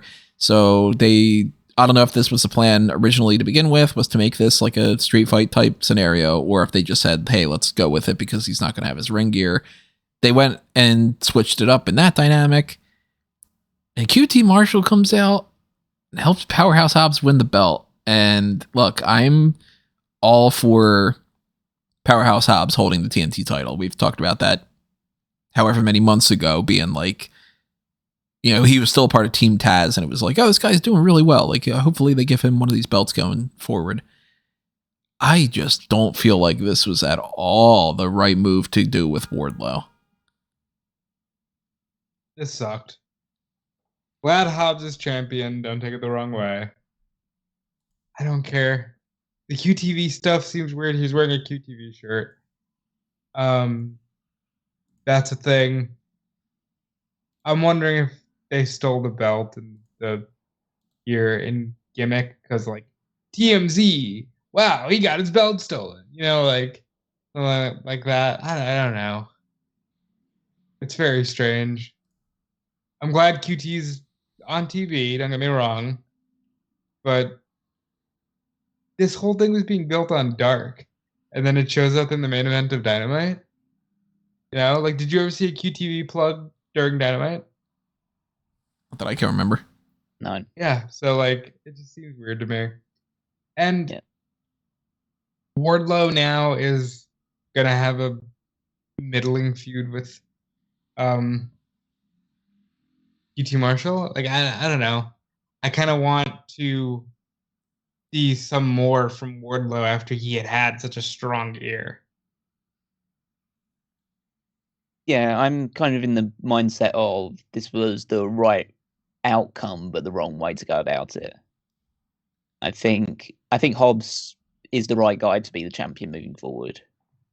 I think he's done a lot. He's been there for a while, and he needs to be elevated to to the next point in his career, and that is winning a singles championship. And I think that's a big deal for him, and the work that he has been putting in, both just on his the total body transformation that he's had. He's getting better with his promos, and he's having good matches. So I think that this is the right step. I wouldn't have had the interference involved in it. I just would have had Hobbs beat Wardlow clean,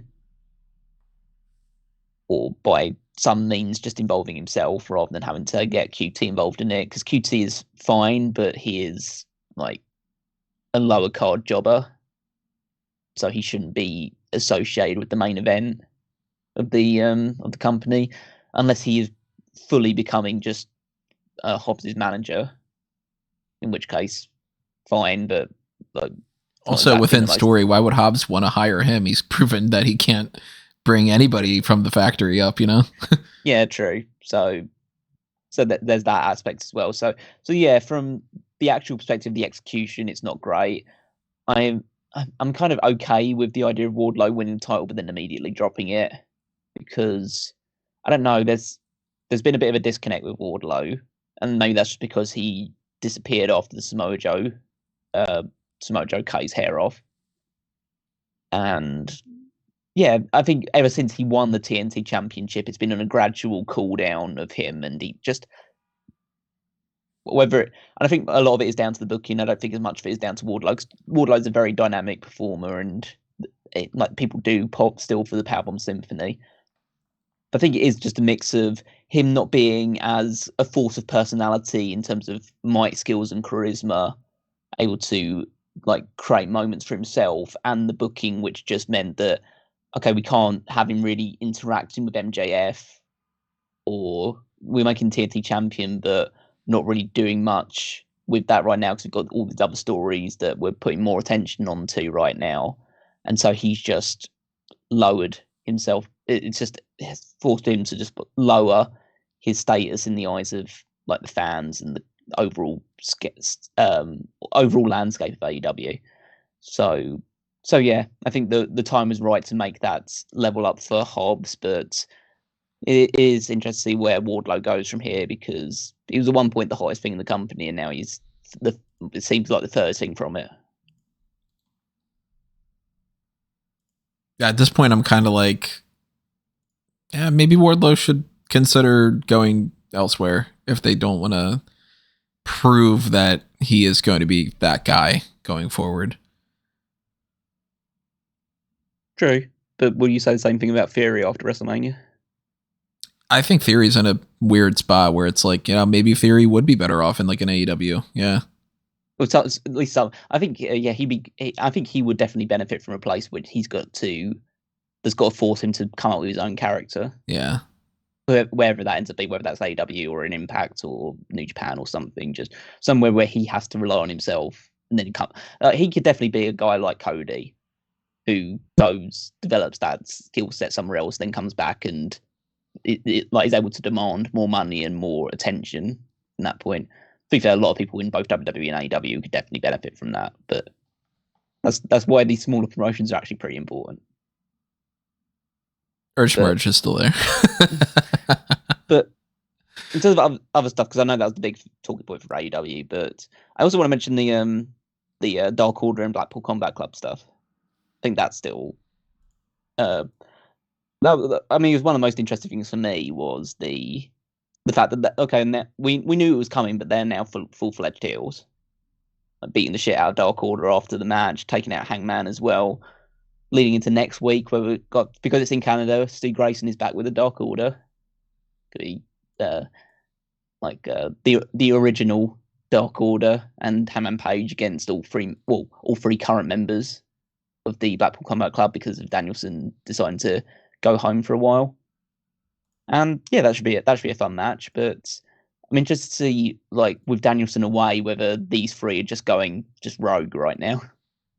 And it also makes sense in the story of the Ring of Honor side, because we know that Kingston is fighting Claudio for the Ring of Honor Championship at Supercard of Honor. So it makes sense to have Claudio as the definitive heel going into that match.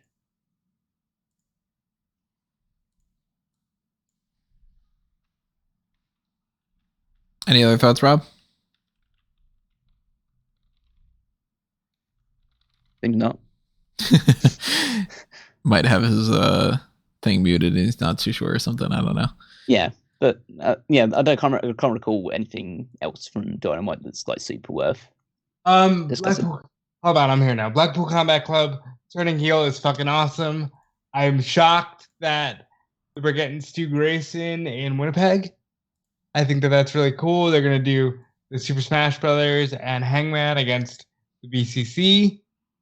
Where does that fit into Brian being like, I'm sad, I gotta go home to my family? When Mox is just refusing to go home to his family, he brought his family with him on the road. A lot of fun stuff there, and I'm really looking forward to seeing where the BCC goes next, because it's almost shocking to turn Mox heel after being Mr. AEW for a year. Like, who's gonna boo that guy? The followers of the Dark Order will. Yeah, well, fuck them. Well, that is it for the hot tags for this week, everybody. Obviously, a lot for us to break down. One of our long ones again, but hopefully you enjoyed that. Hopefully you enjoyed our main event from this past week, where we talked about the pro wrestlers in Hollywood. And if you did not check that back over Wednesday, go ahead and listen to that one, because it was a whole huge discussion of everything from Jesse Ventura and Predator to things like the WWE Studios movies and appearances from Stacy Keibler on How I Met Your Mother, and all the kind of things in between, good and bad. We did a Mount Rushmore in there. We have a top rope list. We talk about Batman and Robin. Again, dark out the Batman story on the blueprint. Come on, do it. And we got things in there from Man on the Moon. We got The Godfather is even talked about on there, which seems kind of crazy, because why would you bring up The Godfather? Well, it makes perfect sense if you listen to it. So go back and check that out. And also stay tuned for what we've got coming up next, because next week we've got potentially another episode of the Hall of Fame. We haven't sort of figured it out yet. It might depend on what's happening tonight on SmackDown. If they announce somebody, maybe we do something like a more dedicated. BBY says Great Muta is going in the Hall of Fame. If it's Great Muta and it's a Mick Foley thing or something, we do something based off of that. I don't know. Maybe we do Claim to Fame. I mean, we still have some things up in the air for that. The next thing you might be hearing from us, might actually just be something based off of the Madison Square Garden show. Caroline and I are going to that on Sunday. So if we're able to record like a dark cast or some kind of extra video that's out there, I don't know what I'm planning on doing yet. Maybe get, if she's up for it, I don't know, to talk about like, hey, your first time going to a WWE live event, like what you think, and me being like, were the hot dogs good at Madison Square Garden? Yes, that's a recurring thing. So that should be the next thing in whatever fashion it is. But next week, we still have that up in the air. We'll let you know when we know what's going on with that. And then eventually we'll roll on through the road to WrestleMania and talk about all the other things we need to talk about there. But in the meantime, make sure that you are following us on Facebook and Twitter at SmarkOutMoment, checking SmarkOutMoment.com, entering that Dusty Rhodes contest, voting on the Smark Madness tournament that's happening right now, checking out everything from Fanboys Anonymous over on the Blue Brand, because the more support that you show for that, the more support I get for Smark Out Moment, and vice versa. So keep all that in mind, and make sure that you are also following everything that you can see over on the link tree that I have at amangotree.com or anthonymango.com. It's exactly the same thing. So check out my Facebook and Twitter and Letterboxd and Instagram and everything along those lines, all at Tony Mango. And make sure that you are following these guys as well. Yep, follow me everywhere at Dude Felice. Check out my writing on Fightful and WrestleZone. You can check out my link tree. Once you hit my social profiles, it's all there. But for now, here's Callum. You can follow me on Twitter at Wigmeister14. Over on the Smark Out website, you'll find the Power Rankings, my weekly contribution where I rank the WWE Superstars. So you can check that out to see who's top of the rankings for this week. Then you can head on over to the Fantasy League, either through Smark Out Moments navigation or going into straight to WWEFantasyLeague.com, where you can see how all our teams are doing as we head towards WrestleMania, where one of us will be crowned the Fantasy League champion for 2022-2023. Is it me? No. Yeah. Who knows? I mean, maybe who knows? this week. Who knows? Yeah. I know my team sucked, so boo them and boo part-time performers. You unintentionally took over Drew's fucking shitheaded losers team. Yeah, what the fuck? I won last year. Those the fucking shitheaded winners. So as we round out these hot tags here, I would just remind everybody, if you didn't already, leave your comments below. Tell us your thoughts on everything we talked about here and keep the discussion going. But that's going to do us in for episode 588. We want to thank you again for listening, and we will see you next time. This has been another Smark Out moment, and we are being counted out.